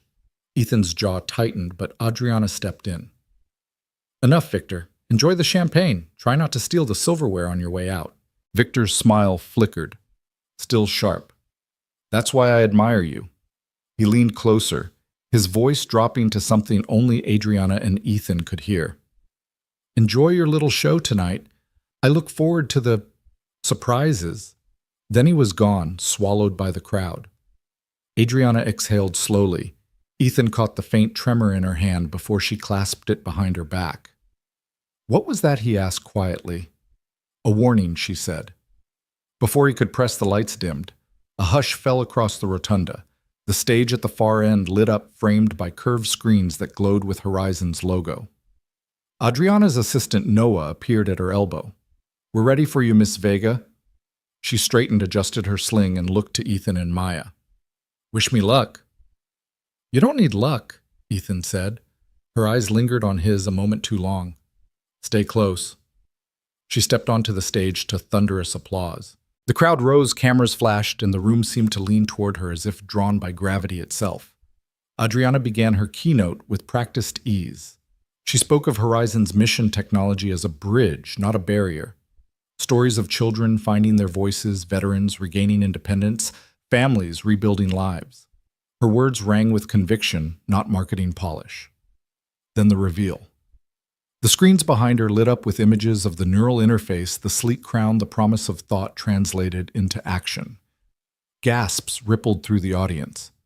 And tonight, Adriana said, you will see it in action, not with a trained engineer, not with a professional, but with someone new, someone curious, someone who reminds us all that technology must be intuitive enough to belong to everyone. The side door opened. Maya walked out. Ethan's chest clenched. He hadn't expected her to be part of the demonstration so soon, but Adriana's hand rested gently on Maya's shoulder, steady guiding. This is Maya Cole, Adriana said. She's 12. She met this device only days ago. Tonight she will show you what is possible. The headset was lowered carefully onto Maya's head. She sat in a chair, center stage, hands resting in her lap, eyes wide but steady. On the screen, a digital environment bloomed, objects, letters, shapes floating in a virtual space. With only the flick of her gaze, Maya selected a cube, rotated it, stacked it with another. Then she typed her name letter by letter, her small movements painting it across the screen in glowing strokes. The crowd erupted in applause. Ethan exhaled. Pride mingled with fear. He scanned the audience instinctively, searching for danger. His gaze caught on Victor Sloan in the front row. He was watching intently, his expression unreadable, but his fingers tapped his champagne glass with a rhythm too precise, too expectant. And then something flickered. On the screen, Maya's letters blurred. The cube she had rotated fractured, multiplied, turned jagged. Maya frowned. It's not doing what I'm telling it. Ethan was on his feet before he knew it, heart pounding. Adriana's eyes snapped to Noah, who was already speaking rapidly into his earpiece. System anomaly detected, he muttered. Possible interference. Adriana leaned close to Maya, her voice calm, though her eyes flashed with urgency. It's okay. Just breathe. We'll pause. But Ethan knew. The way the lights above flickered, the way Victor's lips curved almost imperceptibly. This wasn't an accident. Something was happening. Something meant to break not just a machine, but trust. And his daughter was at the center of it. The rotunda felt like it had tilted. Gasps swept through the audience as the glowing screen distorted letters, stretching collapsing symbols, flickering like a scrambled broadcast. Maya's small shoulders stiffened under the weight of hundreds of staring eyes. Dad, her voice cracked, half whisper, half plea. Ethan surged forward, but security hesitated, forming a wall of professionalism. Adriana's hand lifted, giving him passage. He darted to the edge of the stage, his eyes locked on Maya. It's okay, kiddo. I'm right here, he said, voice firm, steady, even while his gut twisted. The device on Maya's head sparked faintly a hiccup of light. She winced, but didn't cry out. Noah's voice hissed into Adriana's earpiece. Confirmed intrusion. It's not hardware, it's the feed. Someone injected malicious code into the demonstration system. Adriana's jaw hardened. Source working on it, Noah muttered. On the main screen, the simulation warped further shapes, elongating into claws, colors bleeding to static. The crowd murmured confusion, curdling toward panic. Adriana raised her voice over the noise. Ladies and gentlemen, just a minor technical adjustment. We'll continue shortly. Her tone was calm, commanding, but Ethan caught the tremor of urgency in her eyes as she leaned toward him. Get it off her. He didn't hesitate. In 2 strides, he was beside Maya, fingers working at the crown. The clasp stuck too sleek for calloused hands, but adrenaline made him precise. Hold still, baby. I am, Maya whispered. Her voice shaking, eyes wide as the corrupted display flickered violently. The crown popped loose. Ethan yanked it away, cradling it in his palm like something venomous. The screen behind them froze, the chaos vanishing into a blank horizon blue logo. Applause didn't come, only uneasy silence. Adriana straightened, turned back to the microphone, and smiled a smile sharp enough to hold the room together. This is why we have redundancies. Tonight you'll see resilience in action. Behind her, Noah signaled frantically to the tech team. We need full lockdown, shut every non-essential system, and find the entry point. Ethan crouched to Maya's level. You okay? Her lips trembled, but she nodded fiercely. It was like Someone else was steering. I couldn't stop it. He brushed a strand of hair from her forehead, heart pounding harder at her words. Someone else. From the crowd, Victor Sloane's measured clap broke the silence. Slow, ironic, cutting, well handled. Adriana, he called out, voice smooth as glass. Even the best technology needs improvement. Ethan's head snapped toward him, fury burning through restraint. But Adriana raised a hand steady, stopping him from charging down into the audience. Mr. Sloane, she said, her smile widening, teeth glinting under the chandelier light. Thank you for reminding us why Horizon innovates, where others merely imitate. The audience tittered nervously. Cameras caught everything. Victor's smirk held, but Ethan saw the muscle in his jaw twitch before he leaned back in his chair, sipping champagne like poison. Noah appeared at Ethan's side. We've isolated the breach. It originated from inside the building. His eyes darted nervously toward the staff entrances. Someone fed code into the maintenance network. Intentional sabotage. Ethan's hand clenched around the headset. And my daughter was the target. Collateral? Noah corrected grimly. But yes. Security shifted discreetly, moving toward the wings. Adriana spoke smoothly to the audience, buying time, pivoting her keynote to broader mission statements. But Ethan's mind roared with a different rhythm. He had seen sabotage before, the marks it left, the timing, the arrogance, and this had Victor Sloane's fingerprints smeared all over it. Maya tugged at his sleeve. Dad, I don't want to ruin her show. You didn't, Ethan said fiercely. This wasn't you, this was them. Her chin lifted at the steel in his voice. Behind them, the backup demo came online. Another volunteer and engineer this time slipped into the chair, donning a secondary headset, not connected to the corrupted feed. The display stabilized. Shapes moved cleanly, words typed smoothly. The audience, eager to be impressed, leaned forward again, swept back into the performance. But Ethan wasn't watching the screen. He was watching Victor Sloane. The man had leaned toward one of his aides, lips moving without a sound, eyes glinting like a wolf who had tested the fence and found it weak. Adriana finished the keynote with the polish of a professional who had rehearsed for months. Applause thundered, though a nervous undercurrent lingered. Investors clapped. Journalists scribbled. The machine of spectacle spun on. When the lights rose, Adriana made her way backstage. Her mask cracked the moment the curtain fell behind her. She dropped the smile, exhaling sharply, and turned to Noah. How close did we come? Too close, Noah said. If Ethan hadn't pulled the unit... Her eyes flicked to Ethan, gratitude and fear mingling. You saved her. Again. He shook his head. I shouldn't have had to. Silence hung heavy until Maya whispered. It felt alive. Like someone whispering in my brain. Adriana knelt despite the pain in her arm, taking Maya's hands. That shouldn't have happened. And it won't again. I promise you. Ethan watched her eyes, saw the steel there, but also the shadow. She wasn't surprised. Not really. Which meant she had known the danger was real before tonight, and hadn't told him. He turned away, jaw tight, his pulse thundering in his ears. The gala wound down in glitter and wine. Guests drifted toward exits, chatter buzzing about innovation and disruption and scandal. Outside cameras flashed as black cars lined up once more. Adriana's team herded her into a secure corridor, but she stopped at the door, her gaze finding Ethan and Maya. Come with me, she said. We need to talk. They followed her into a smaller chamber, a private lounge with glass walls overlooking the city's glowing grid. Once the doors sealed, Adriana let out the breath she'd been holding. It wasn't a malfunction, she said flatly. It was sabotage. Someone wanted to embarrass Horizon, and they nearly endangered Maya in the process. You mean Victor? Ethan snapped. Her silence was answer enough. You knew, Ethan pressed. You suspected this before the crash, before tonight, and you still let her go on stage.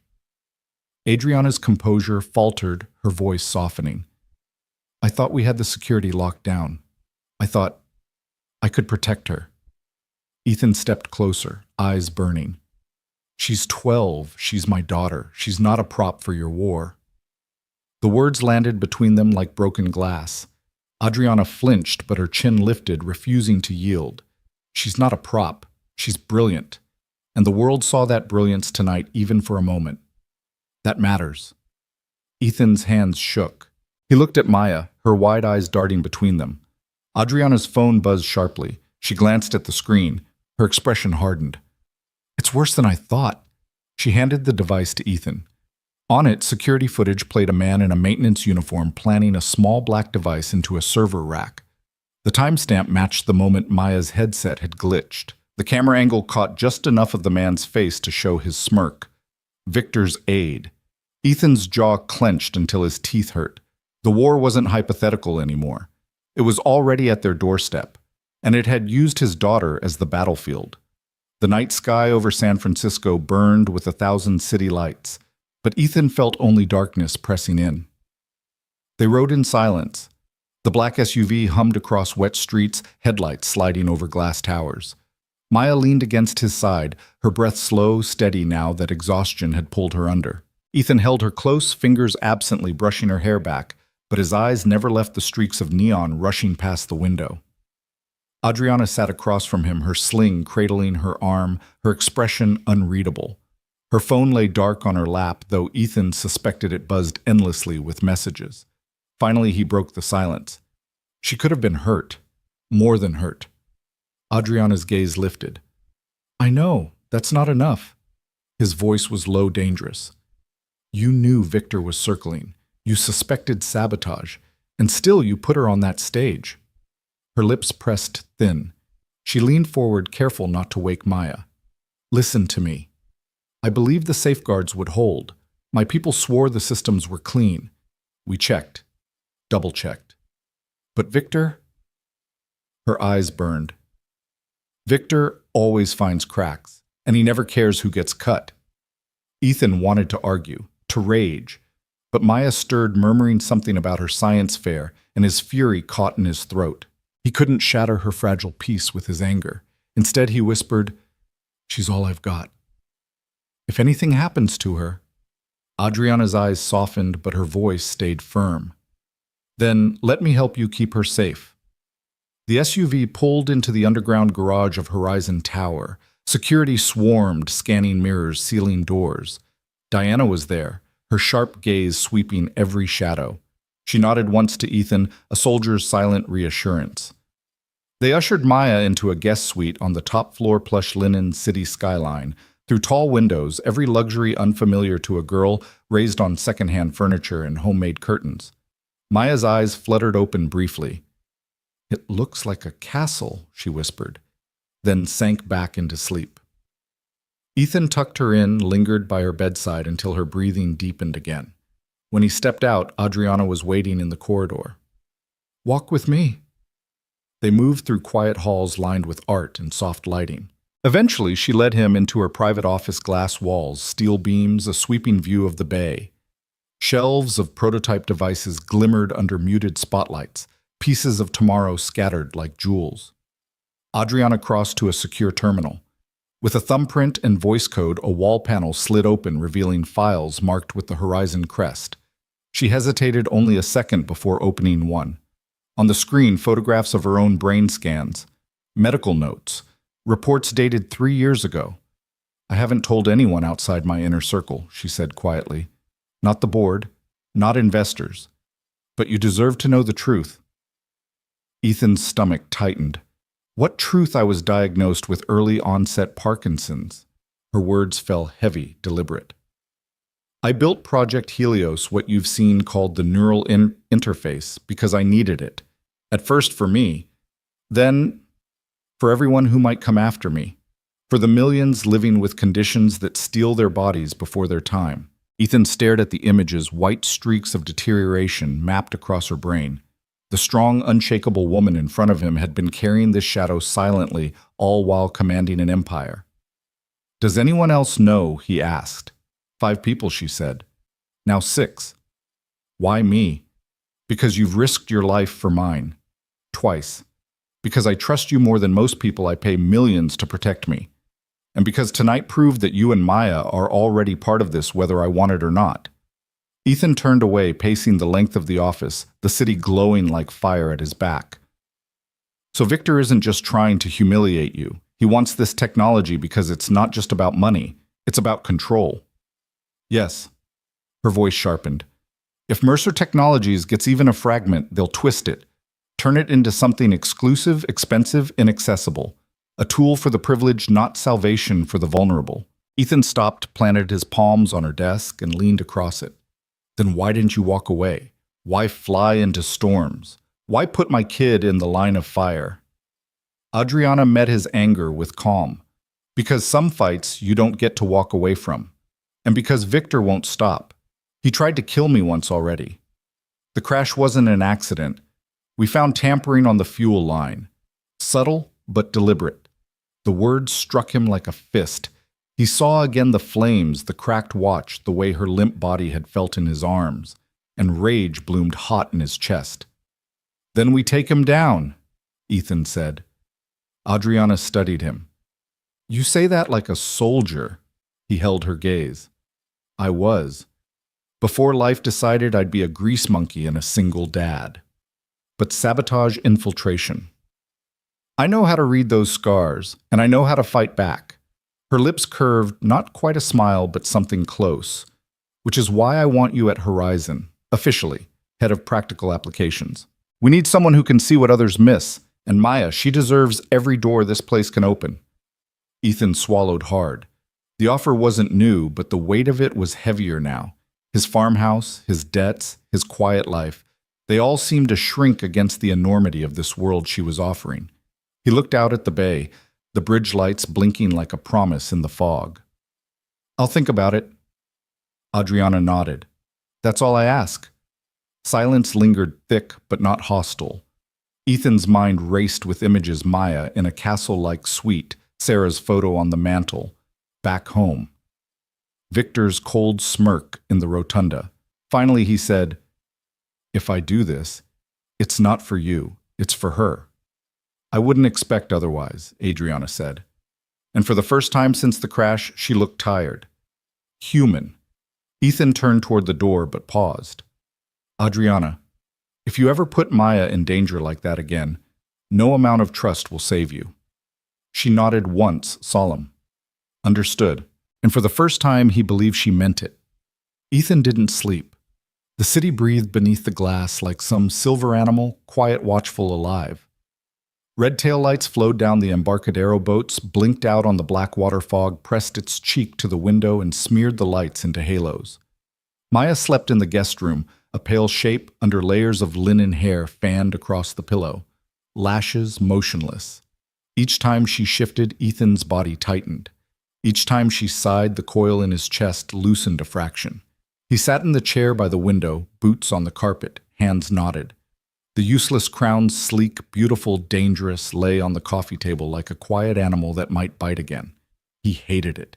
He wanted it to work.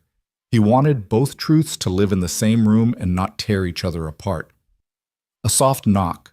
Adriana stood in the doorway barefoot, a gray cardigan softening the edge of the woman who had faced 1,000 cameras. Her sling cradled her arm. The city light made her eyes look darker, deeper. Can't sleep, she asked. Not tonight. She glanced toward Maya's room. She hasn't stirred. Noah's arranged a neurology team at sunrise. We'll scan, not guess. Thank you, he said and meant it. She stepped in, closed the door quietly behind her, and crossed to the window. For a long beat, they watched the bridge lights blink in patient rhythm. She's brave, Adriana said. And you are a mountain. He didn't look at her. Mountains fall too. Her gaze touched his bandaged hand. I know. We renamed the internal fork of the project after the crash, she added softly, as if changing the subject was a mercy. We called it Helios for a while, to throw off anyone listening. Publicly, it's still Icarus. So you fly close to the sun while you pretend you aren't, he said. A faint smile. Something like that. Silence pressed in again, not hostile, the kind that lets two separate storms drift alongside each other without colliding. You shouldn't have put her up there, he said at last, voice low. But you did. So now you don't get to be wrong again. I won't be, she said. Not bravado. A vow. Dawn unstitched the night, a white seam at the horizon. The city yawned and stretched. By 7, a discreet hospital suite had been cleared. White walls, machines with screens that pulsed like quiet hearts, a neurologist with calm hands and a voice that never rose above warm, adhesive sensors, a soft cap for monitoring, gentle questions, any headache, dizziness, flashing lights. Just hungry, Maya said. Is that a symptom? It can be, the doctor said gravely, then winked. Ethan stood beside the bed, fingers hooked in his belt loop, like a man trying to keep from pacing a groove into the floor. Adriana stood back, letting the expert's move expression unreadable, except for the small twitch at the corner of her mouth when the machine beeped slightly faster. The scans ran. Time stumbled. The doctor typed. The printer hummed. Good news, she said, finally turning the monitor so Ethan could see. No abnormalities. No evidence of neural interference. The device's interruption was at the interface, not the cortex. She's fine. Fine.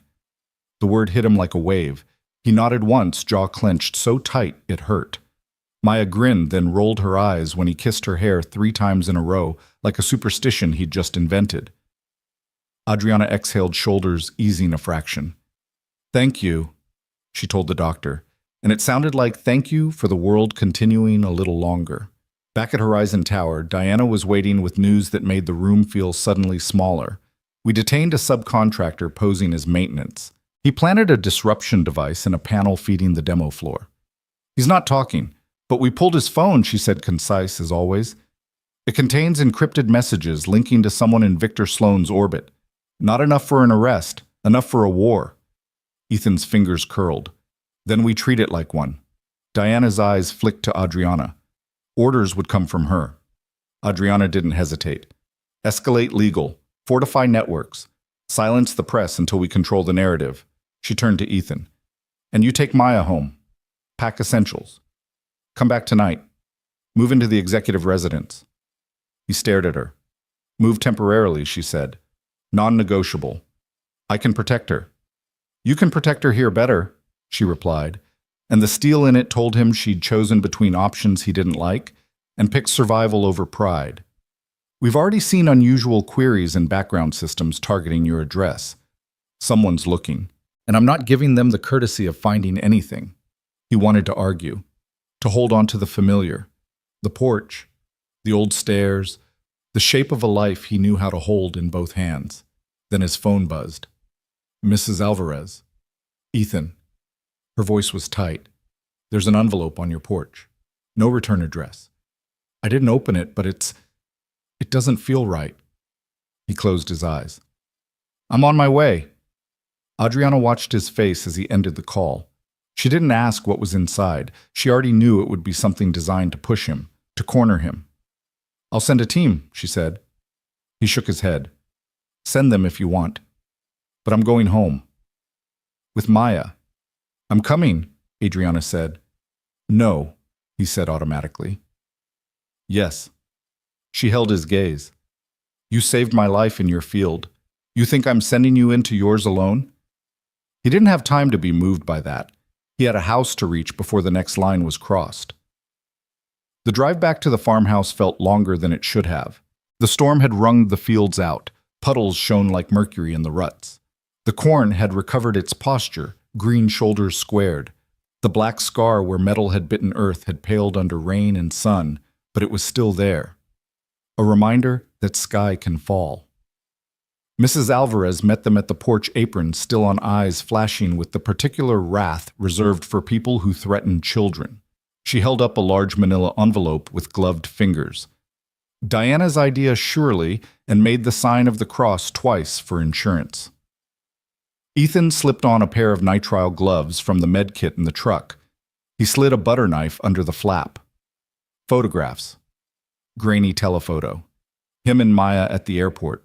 Him and Maya entering Horizon Tower. The two of them through the window of the Fairmont suite, silhouettes against the glass, the image taken from somewhere high and across the street. No note. No signature. Just the message baked into the angle, we see you. Maya's breath hitched. Dad. It's okay, he said, though every cell in him had accelerated. This is noise. It's meant to scare. It's working, she whispered. Adriana took in the spread with a glance, face going very still.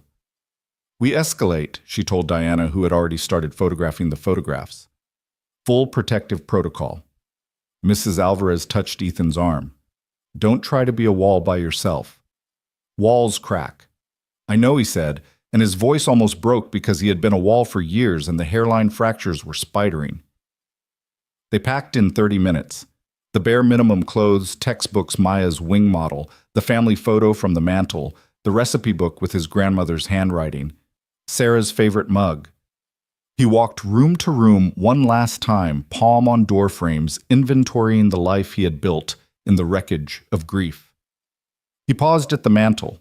Sarah smiled back at him from the county fair sunlight flaring through her hair. He slid the frame into a box and whispered, "We'll come back." On the way out, he locked the door and checked it twice, as if that would matter against people who took pictures through windows.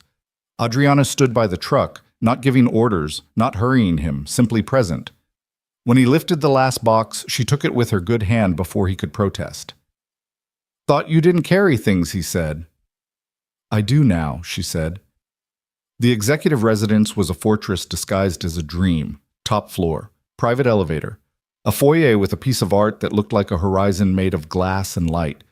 Floor-to-ceiling windows carved the bay into panels.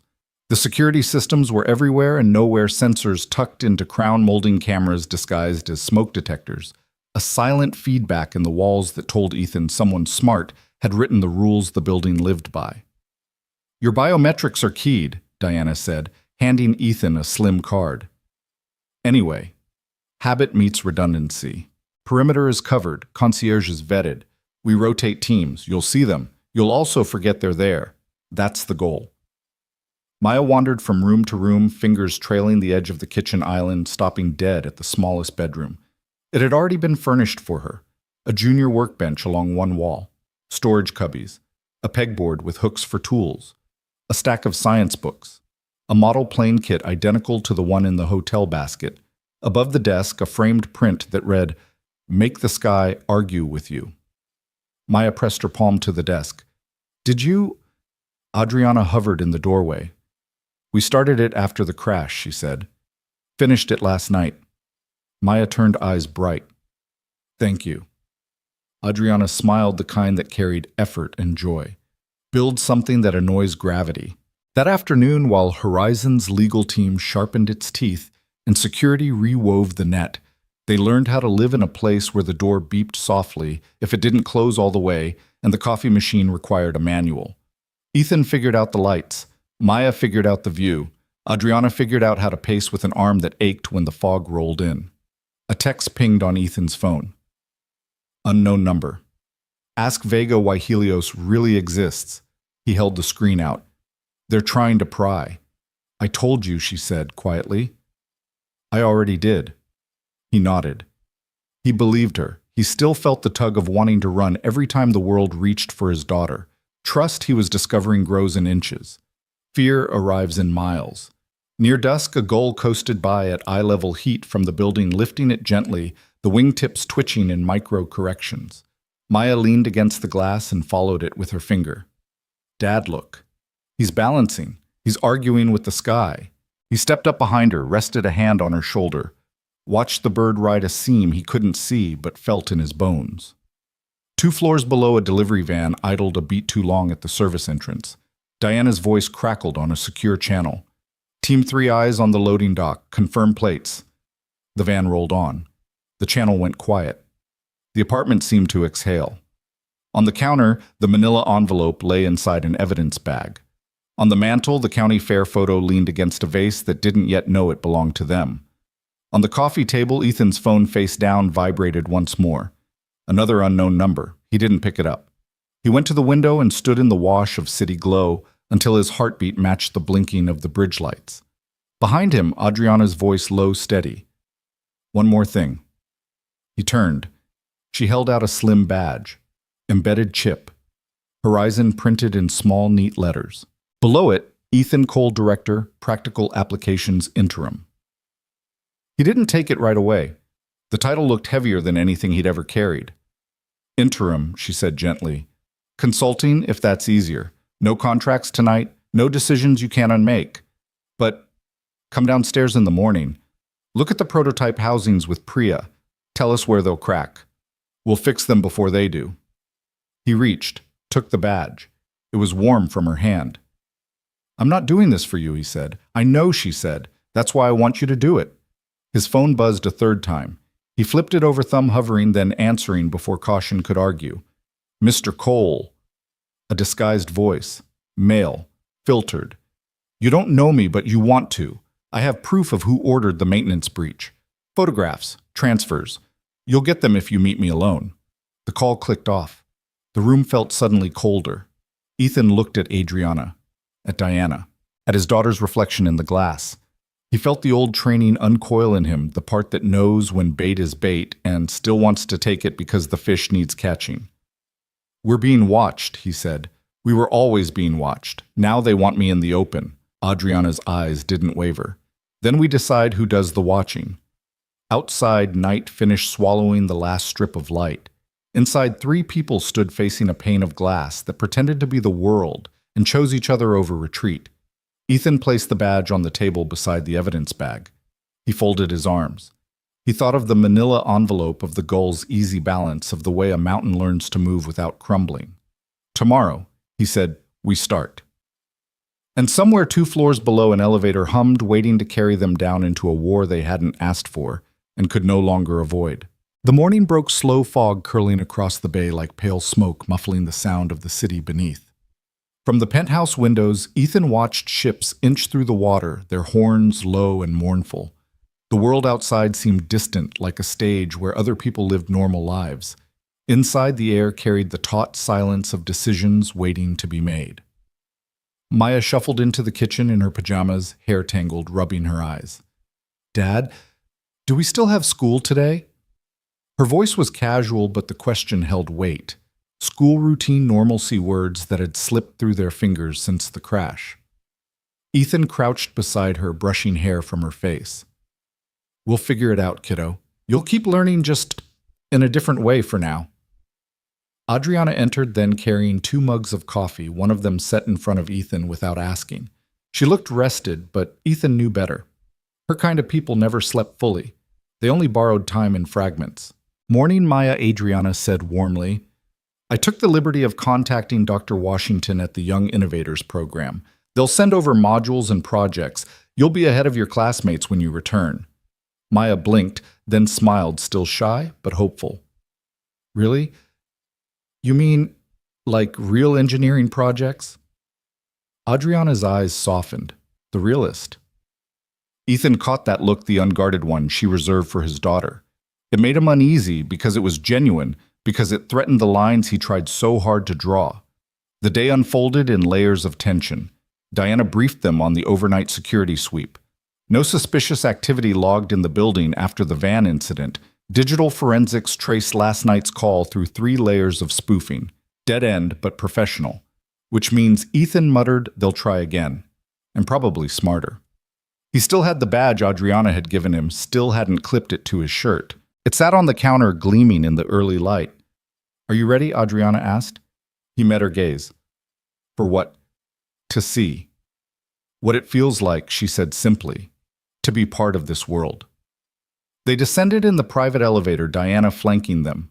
Horizon's R&D floor opened wide walls of glass tables littered with prototypes, humming 3D printers, engineers bent over glowing screens. Ethan felt eyes lift, linger on him, then dart away. He didn't belong, and he knew it.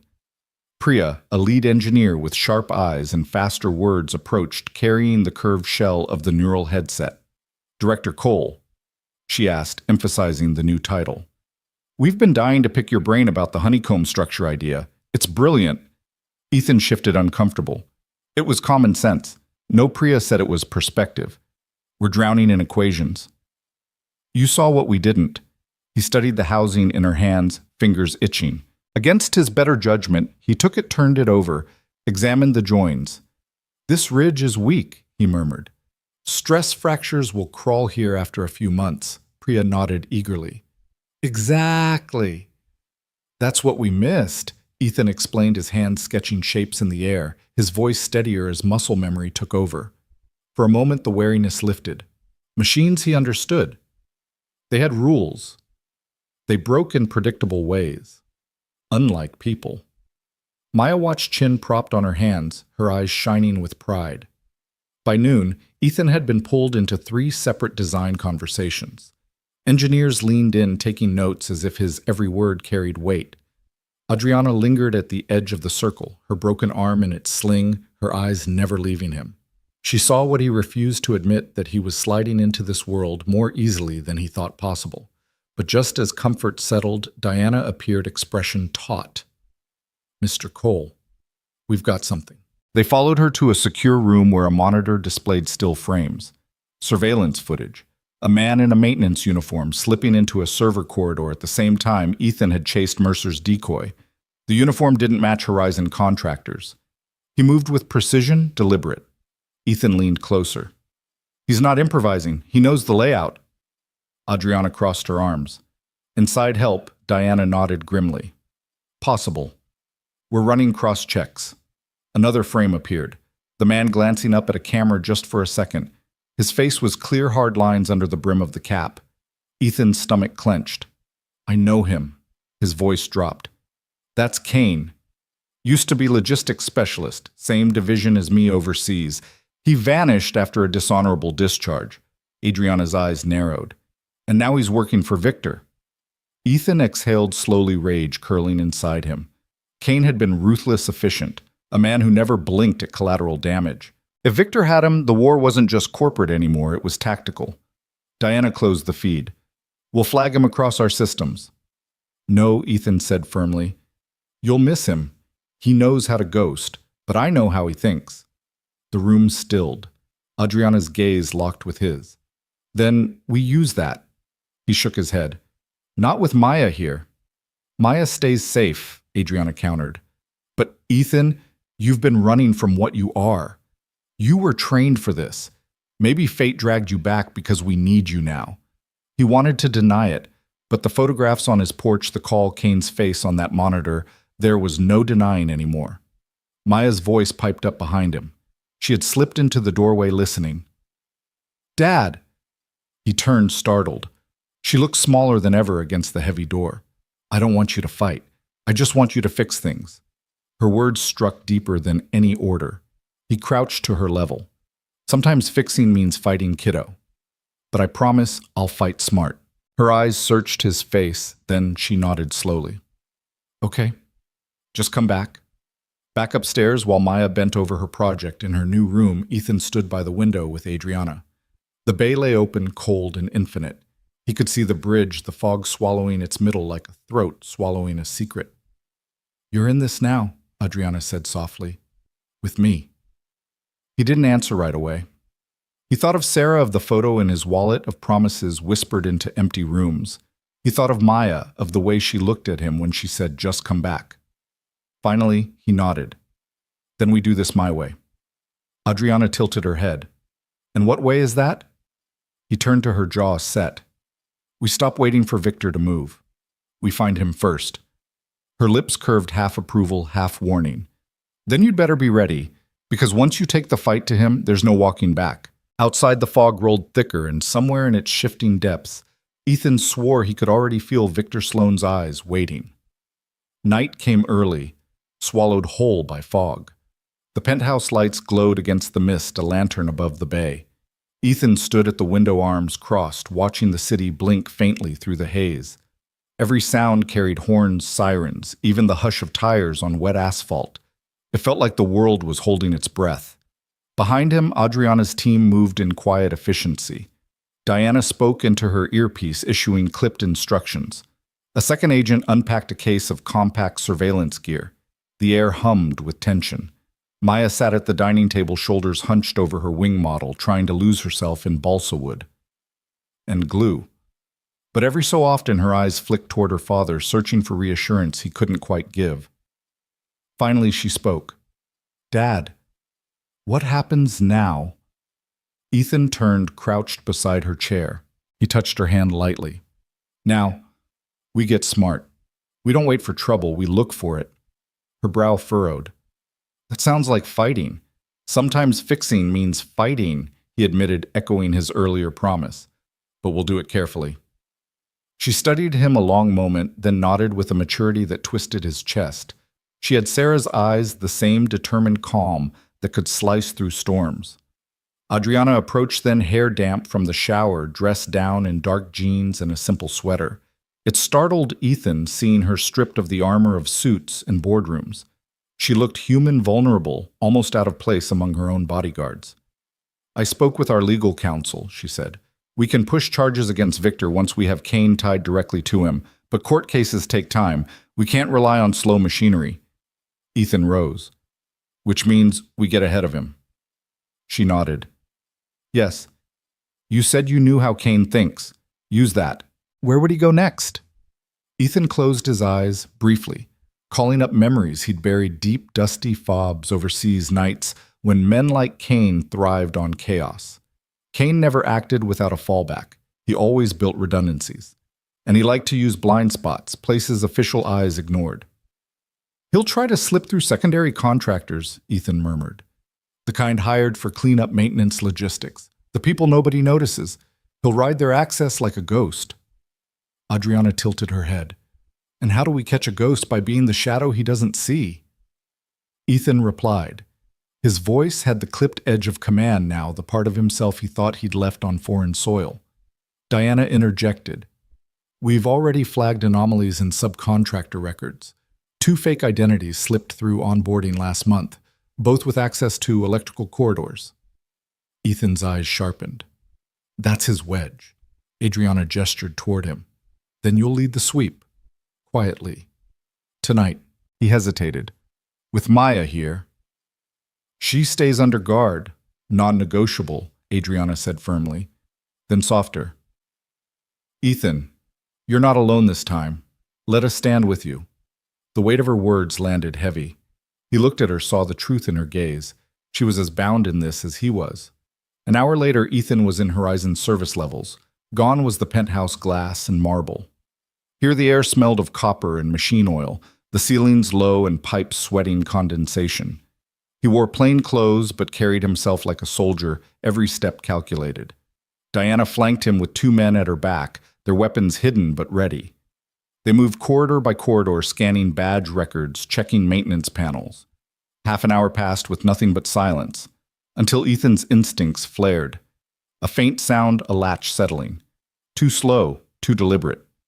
He raised his hand, halting the team. He gestured toward a junction ahead where 2 corridors met in a sharp angle. Diana nodded, splitting off one agent to loop behind. Ethan stepped forward. Heart steady, breath shallow. Kane, he called softly. Voice echoing just enough. You always were terrible at ghosts. The silence stretched. Then a figure emerged, tall lean cap pulled low. His smirk was the same as years ago, cruel and casual. Well, if it isn't Cole, Kane drawled. Didn't think I'd see your face again. Thought you were done playing soldier. Didn't think you'd fall this far, Ethan said. Kane's smile widened. Far, I finally found someone who pays what I'm worth. You, on the other hand, fixing cars in Nowheresville? You always aimed too low. Ethan's fists clenched. You're playing with lives. Always did, Kane replied easily. Just usually the other side's. Now it's whoever the client wants. He tilted his head. And right now, that's Chen. And maybe her pet mechanic if he doesn't move. Diana lifted her weapon a fraction. Kane's eyes flicked amused. Careful. You fire, and my friends elsewhere in this building pull a plug you'll regret.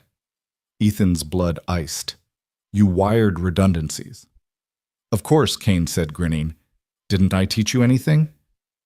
The moment stretched brittle as glass. Then Diana's earpiece crackled. Control here system spike detected in sublevel 3. Possible breach. Kane smirked. And there it is. Ethan lunged faster than thought. His shoulder hit Kane, driving him back into the wall. The man grunted but twisted, shoving Ethan hard. They grappled in the dim corridor, fists slamming boots, scraping against concrete. Kane was still strong, still dirty in a fight. But Ethan had rage Kane couldn't match.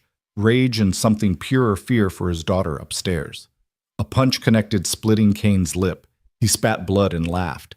You still got it, Cole, but you won't stop it. Sloane's already inside your world, and he doesn't lose. Ethan slammed him harder against the wall. We'll see. Diana's team restrained Kane, snapping cuffs on his wrists. He didn't resist, still smirking through blood. See you soon, he promised. Because this isn't over. You're in it now, Cole. Deep. Ethan's breath came harsh, his hand throbbing where knuckles had split again. Back upstairs, Maya was waiting, pale but determined. She ran into him the moment he stepped inside, clinging tight. He hugged her fiercely, his shirt damp with sweat, the scent of oil and concrete clinging to him. Adriana stood by the window, arms folded, watching. You caught him? For now, Ethan said, voice rough. But he's not the problem. He's just the shadow. The hand behind him is what we need to break. And you're ready for that? She asked quietly. He looked at Maya, at the fear in her eyes and the fire behind it. He looked back at Adriana, her arm still in its sling, her face a mask of strength hiding her own scars. Yes, he said. I'm ready. Outside, the fog thickened, swallowing the skyline. But inside 3 Lives stood a line, tired, battered, but no longer alone. By morning, the fog had moved in like a slow army. It pressed its soft weight against the glass, swallowed bridge lights, blurred sirens into a single faraway hum. The building breathed differently when you had a man like Kane locked in its concrete belly. Vents hissed a little louder. Doors settled twice. Radios spoke with fewer words. Maya sat at the dining table in an oversized hoodie pencil tucked behind her ear laptop, open to the young innovator's portal. She chewed the end of the pencil like it might sharpen itself with patience. Modules glowed on the screen, fluid dynamics materials, fatigue, a challenge to design a hinge that didn't fail. I like hinges, she said to no one in particular. They're polite. They agree to move and also to stop. Ethan poured coffee he didn't want and drifted a hand over her hair. Polite hinges are underrated. Adriana stepped in barefoot, sling-neat cardigan, soft. The pressed lines of a night without real sleep barely visible at the corners of her eyes. She placed a small plate by Maya's elbow, sliced apple, a pinch cup of peanut butter, a paper napkin folded into a rough airplane. Maya looked up, startled by the domesticity from a woman who ran a tower. Thanks. Engineers eat, Adriana said lightly. Everyone else only thinks. Maya grinned and bit an apple slice. Ethan watched the exchange, a flicker of something unwieldy and warm moving behind his ribs. He stepped away before it had time to take a shape he'd have to name. Downstairs, the room was cold on purpose. Concrete, a table, 2 chairs, a camera with a red eye. Kane sat with his cuffs resting against the table as if they were an accessory, not a containment. Lower lip split, smirk intact. Diana stood behind the mirrored glass with 2 agents, stance quiet and loaded. Adriana stood to the side, arms folded, face like a door. Let me talk to him, Ethan said. You don't owe him a second of air, Diana murmured. I owe Maya the version of me that ends this faster, Ethan replied. Adriana's gaze flicked to his bandaged knuckles, then back to his face. 5 minutes, she said. On record. Ethan entered. The door whispered shut with a weighted click. Kane's smirk warmed a degree. There he is, the hero of aisle 5. You look good under fluorescent. You look worse under cuffs, Ethan said, sitting. He didn't lean back. He didn't blink more than necessary. He let the room slow until he owned the seconds. Names, contacts, who pays, where you sleep when you're not fouling my air. Kane snorted. You lost your poetry in the motor pool. This is me being polite. Something like respect twitched across Kane's face and vanished. You want the headline, Sloane pays. He always pays. But he isn't stupid. He hires 3 people to do 1 job, then fires 2 bullets at the end. You think I'm his only hand, cute. Where does he keep you? Ethan asked evenly. Where do you plug in? Kane tilted his head, feigning thought. There's a pier with rusted bones and a dry dock that smells like salt and debt. There's a man who rents storage units under names you can't pronounce and fills them with nothing but air and excuses. There's a coffee shop that sells forgiveness in paper cups, and a backroom printer that prints the money to buy it. Addresses, Ethan said. Kane's smile sharpened. Ask nicely. Ethan placed both hands flat on the table. You came after a child. Kane's eyes flicked unbothered. Collateral is just a word people use when they want to sleep. The concrete in Ethan's voice turned to steel. You think I'll hit you? That's what you want. A bruise to show the lawyer. I'm not your story, Kane. I'm the end of it. Their old training hovered between them, a language of stillness and breath, and where anger drains if you let it. Kane looked away first, not as defeat, but as strategy. Midnight, he said, finally, almost bored. Pier 47, South Tower of the Dry Dock. You like shadows? You'll like it there. And Cole. His eyes lifted, bright as a coin you shouldn't pick up. Don't bring your suits. Sloan has eyes that eat uniforms. Ethan stood. Good. I don't like uniforms. He paused at the door. The camera's red light burned. The fog pressed. The room waited to see which man spun which story. You taught me something once, Ethan said without turning. You said if a system looks unbreakable, you're looking at the wrong seam. Kane's laugh rattled the glass. Say hi to your seam. Back behind the mirror, Diana's jaw flexed. A trap. Of course, Adriana said. But a map, too. They climbed back into the light and glass and blue sky that the tower insisted it owned even when fog argued. In a conference room, legal and PR waited with sober expressions, phones face down, pens lined like little fences. On a screen, headlines flickered from overnight Horizon Gala glitch, what went wrong. Rival CEO seen at event coincidence or calculated neural interface, miracle or marketing. Investors want reassurance, legal said. The board wants answers. The world wants blood or failing that a narrative. Give them one? Adriana replied, voice flat. Truth minus what hands them a weapon. We were attacked. We repelled. We're reinforcing. No users impacted. The device is safe. Victor will leak, PR murmured. He'll go after the origin story. He'll whisper Helios into the right ears. The room's temperature shifted. Ethan felt the attention turn sideways, then land on Adriana like a weight. She didn't flinch. If he does, we decide whether to undercut him by telling it ourselves. Legal looked pained. Disclosure of a personal medical condition invites volatility. Stock impact. Lawsuits. Board panic. Truth also invites trust, Ethan said quietly. The table turned to him. He wasn't wearing the badge. He still spoke like he had permission. He looked at Adriana, not the room. If he's going to weaponize what you live with, take the sharp edge out of his hand. Adriana's gaze held his. A tremor fought for a corner of her right hand, a flicker so small most would miss it. She placed her left hand over it, an impatient embrace that looked like a command. Not yet, she said. We don't give him the gift of timing. We give ourselves a day to build the scaffolding under the truth. Ethan nodded once. Then we hunt at midnight. That's a long day, Diana said. They filled it. Horizon's cyber team built a honeypot server that looked like candy to a thief.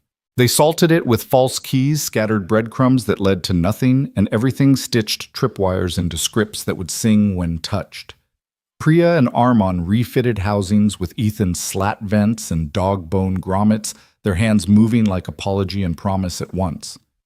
Maya watched from her desk, headphones on, scribbling notes about hinges, about respect between parts, about giving weight somewhere to go when it asked. Every so often she glanced up, found Ethan took comfort, dove back in. At dusk, the anonymous caller returned. The number blocked. The voice disguised thinner, now afraid. Pier 47. The voice whispered, confirming Kane's map. South Tower, I can't keep this. He'll eat me. I have transfers, messages, internal memos. He ordered the breach. He wants to break her in public. Who is this? Ethan asked. A long inhale like someone learning how to be brave. Theo, the voice said, E.T. at Virex. I shouldn't, the line cut. Diana spoke into the silence. We go heavy. Boats, perimeter, drone overhead. Ethan shook his head. No uniforms. He said it.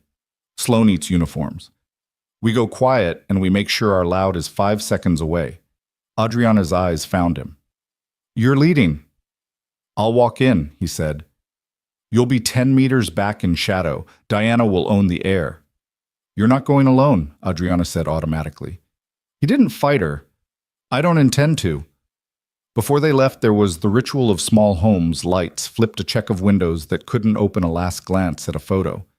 Ethan tucked Sarah's picture into his inner pocket. He found Maya's door, cracked soft lamplight spilling like mercy. She was awake on purpose. She held something small wrapped in tissue. For you. He sat on the edge of the bed, the mattress shifting toward him, the past shifting with it. She placed the bundle in his palm. Inside lay a thin balsa rib from her wing model, sanded smooth, sealed with a clear coat that made it stronger than it looked. On one side, pencil lines measured perfect and tiny. On the other, in her careful print, "Come back." He swallowed. "I will." "You always say that," she said, and her mouth tried for a brave smile and didn't quite get there. "Say it again." "I will." He leaned down, kissed her hair, breathed sugar and wood glue and the ghost of apple. "You're my hinge," he whispered. Polite and strong. She laughed watery. "Gross." He stood, turned at the door. "Build something that annoys gravity while I'm gone." "I already did," she said, holding up the missing rib. "It's you." Fog crawled low along the Embarcadero, softening streetlights into gold coins pressed against the dark. The ferry building clock smudged midnight with its own foggy breath. Pier 47 crouched like a rusted spine gulls hunched on rails, the bay black and heavy. Diana's team melted into shadow. A drone hung high, a single eye dimmed to a lazy star. A van idled 2 blocks away with people inside who would arrive before a scream could finish being born. Ethan walked with his hands, empty palms visible. He wore a jacket that carried no insignia boots that remembered other nights. Adriana kept pace at his 10 o'clock, far enough to vanish if you didn't know where to look. He knew. A figure stepped out beneath the south tower. Young. Hoodie pulled up. A backpack slung across one shoulder like his life depended on the strap not failing. Theo, Ethan called softly. The figure flinched, then nodded. Pale with eyes that hadn't slept, hands shaking in the light you could borrow from a city when the moon left you. "I can't." Theo's voice cracked. He thrust the backpack out like it had grown hot. "I copied the cue.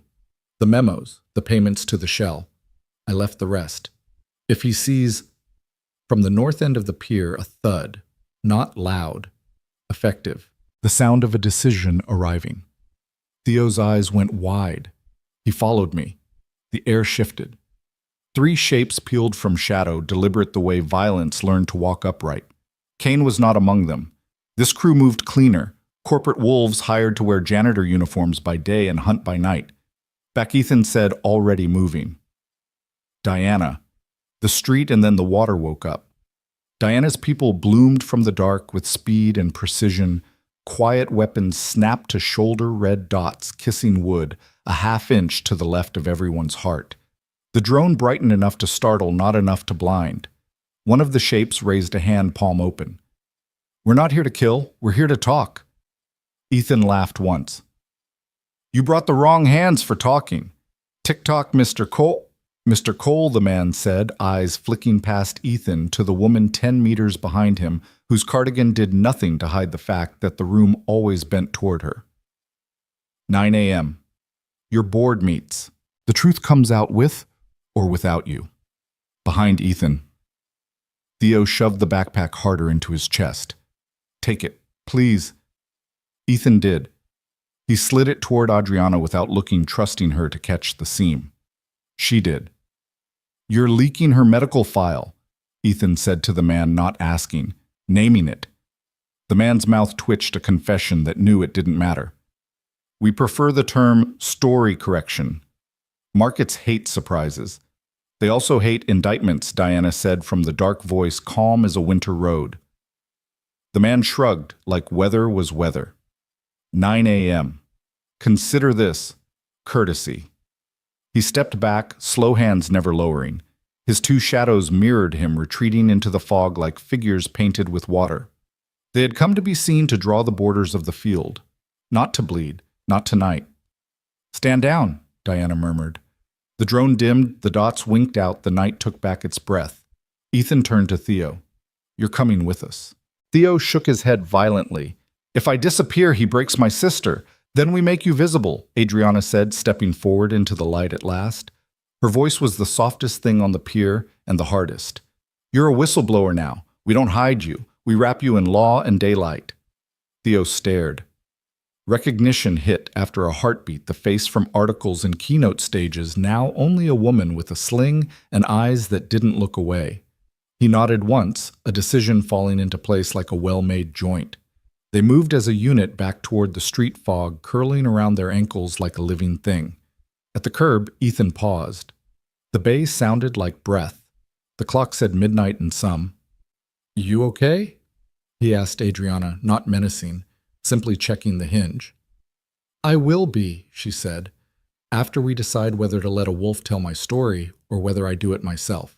Back at the tower, Theo's files sprawled across a conference table transfers memos, an internal thread that said out loud what careful men rarely write.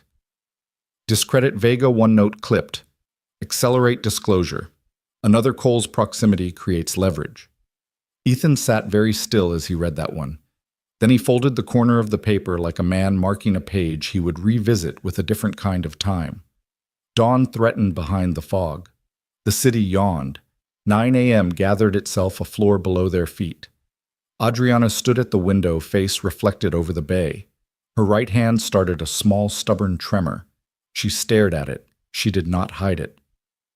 I have spent my life controlling the variables, she said.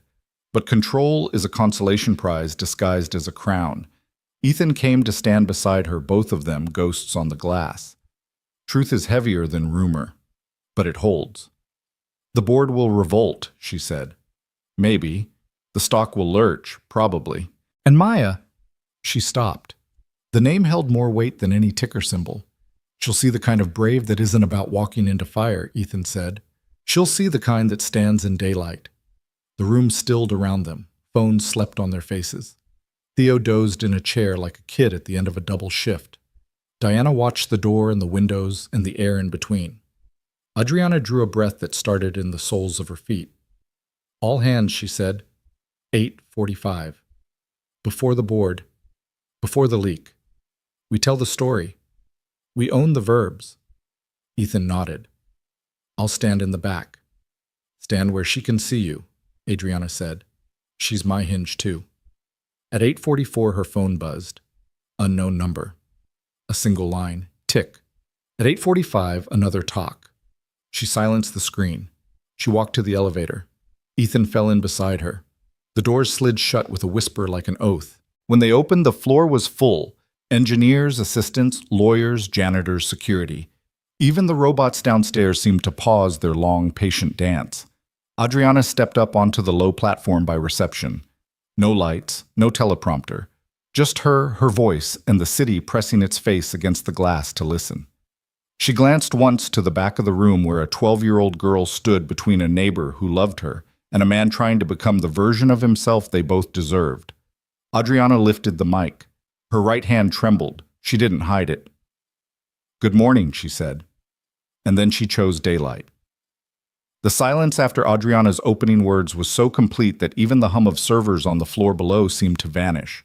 Hundreds of eyes locked on her, some filled with worry, some with loyalty, others with the wary curiosity of people who knew their world might shift in the next heartbeat.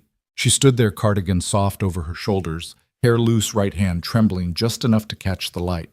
For years she had hidden that tremor, clenching it into a fist under boardroom tables, tucking it into pockets, masking it with the smooth glide of technology. Not today. I want to tell you a story, she said, her voice carrying more strength than anyone expected. My story. From the back of the crowd, Ethan felt Maya's small hand slip into his. He squeezed once, grounding them both. Adriana continued. 3 years ago, in a clinic room that smelled of antiseptic and fear, a neurologist told me that I had early-onset Parkinson's disease. I was 36. I was at the height of my career. And in a single sentence, I was reduced in my own mind to a prognosis. Murmurs rippled. The word Parkinson seemed to hang in the air like a fragile glass object threatening to shatter. I spent weeks pretending it wasn't true, she went on steady. I buried myself in work. I doubled my hours. I pushed my engineers harder. And then late one night, when I couldn't button my own blouse without effort, I realized denial was a luxury I couldn't afford. I needed to build something not just for myself, but for every person who has ever been told their body will betray them. Her eyes swept across the room. That is how Project Helios began. Not as a marketing strategy, not as a stock gamble, as a lifeline. For me, for you, for millions. Someone sniffled in the front row. Another raised a phone instinctively, then lowered it as if ashamed to intrude. Last month, my private medical information was stolen, Adriana said, voice tightening. Leak twisted, used to cast doubt on our work. You deserve to hear it from me, not from a rival trying to profit off my fear. The tremor in her hand worsened slightly. She lifted it, held it out where everyone could see. This is me, unhidden, unmasked, still here, still fighting, and I will not apologize for the truth of my body. The room erupted not with polite claps, but with the kind of applause that rises from relief from solidarity. Some employees stood, others cried openly. The sound reverberated against glass walls, filling even the silent corners. Ethan felt Maya squeeze his hand harder, her eyes wet but fierce. She's brave, Maya whispered. Yes, Ethan murmured back, the bravest kind. When the applause ebbed, Adriana raised her voice once more. Now let's talk about what this means. It means our company was attacked. It means someone believes weakness can be turned into a weapon. But it also means that we together will decide what story gets written. We will define Helios by what it gives to the world, not by what fear tries to take. Her gaze caught Ethan's for just a second across the crowd. He nodded silent affirmation. By the time she finished, the room was buzzing no longer with fear, but with a strange electricity. Anger turned to purpose. Vulnerability turned to loyalty. The meeting broke apart slowly. Groups forming in hushed circles, people talking fast, hands moving with conviction. The tremor in the building wasn't panic anymore. It was momentum. Upstairs in a smaller room with blinds half closed against the fog, the board of directors assembled. Men with polished shoes and cautious eyes, women with folders thick with projections. A few already holding their phones under the table, fielding investor texts. Adriana entered with Diana at her shoulder. Ethan a step behind Maya. Left upstairs with Mrs. Rodriguez, who had flown in on the first morning flight to help. Martin Geller, the chairman, cleared his throat. Adriana, we've seen the headlines. We've heard rumors. I trust you have an explanation? She looked each of them in the eye, then gave the same speech she had given the staff without softening, without hiding. When she finished, silence again. But this silence was different, heavier, calculating. Finally, one board member exhaled. You realize the market may punish us for this? Yes, Adriana said. But the market also rewards courage and transparency. Investors may waver. But customers' patience will see this for what it is, a promise that our technology is born from lived need, not just profit. Another leaned forward, lips pursed. And Victor Mercer. He will not hesitate to exploit this. Ethan's voice cut in, surprising even himself. He already did. He tried to sabotage her plane.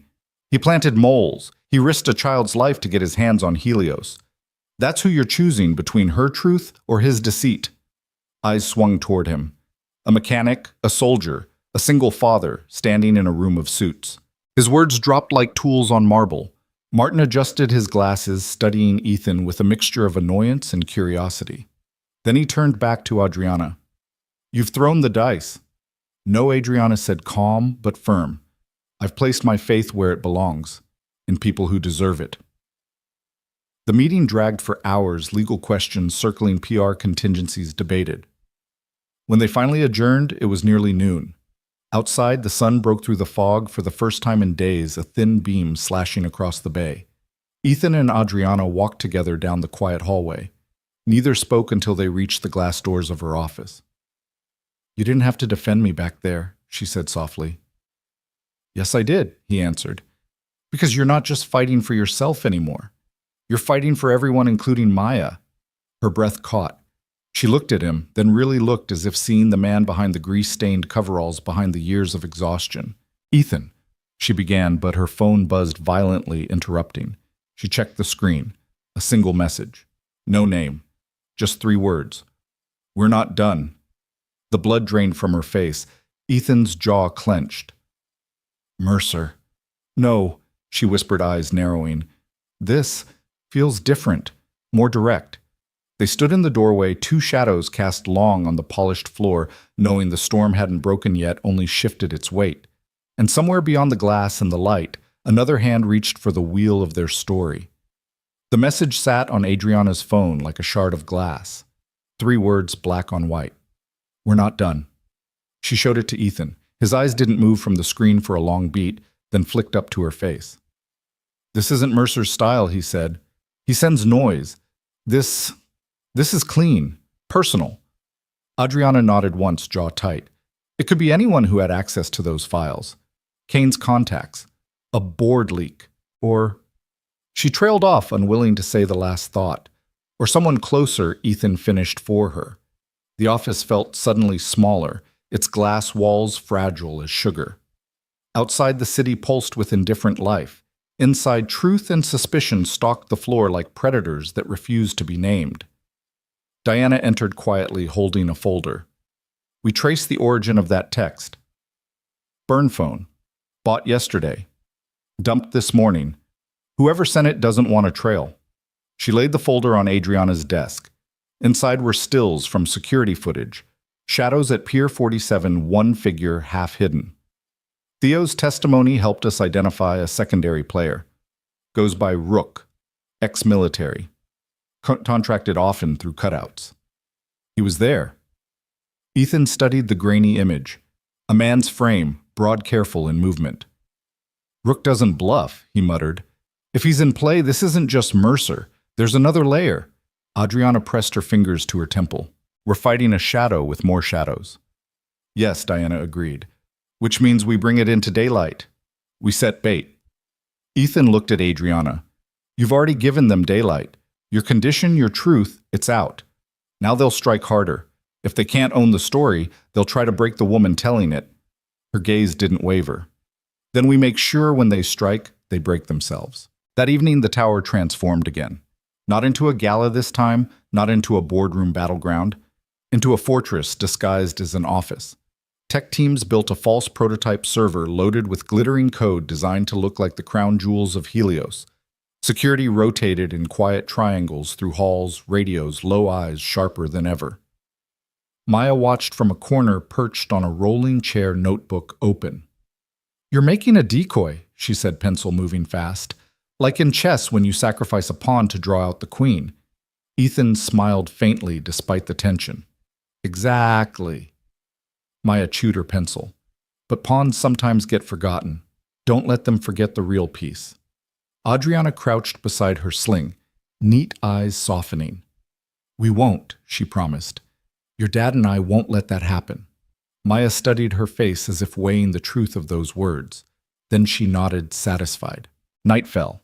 From the roof, the city looked like a scatter of constellations pressed flat against black glass. The bay glimmered faint fog threading low. Ethan and Diana stood in the chill wind scanning the streets below. Feels too quiet, Ethan murmured. It always does before something breaks, Diana replied. Her earpiece crackled. A voice from the surveillance team. Movement at the East Service entrance. 3 individuals, disguised as maintenance. They're carrying cases. Ethan's heart kicked. It's them. Inside, alarms stayed silent by design. Cameras tracked the intruders as they slipped down corridors painted in false quiet. They moved straight for the decoy server room, bypassing real security nodes as if they'd studied the building's bones. They know the blueprint, Diana said, eyes narrowing. Adriana's voice came through comms. Then they'll find what we want them to. The intruders entered the server chamber, their cases opened. Not tools, not guns, devices meant to siphon terabytes in minutes. And then one of them pulled back his hood. Ethan froze. Rook. A scar running down his jaw, eyes too calm. A man Ethan had once trained beside in dust and fire.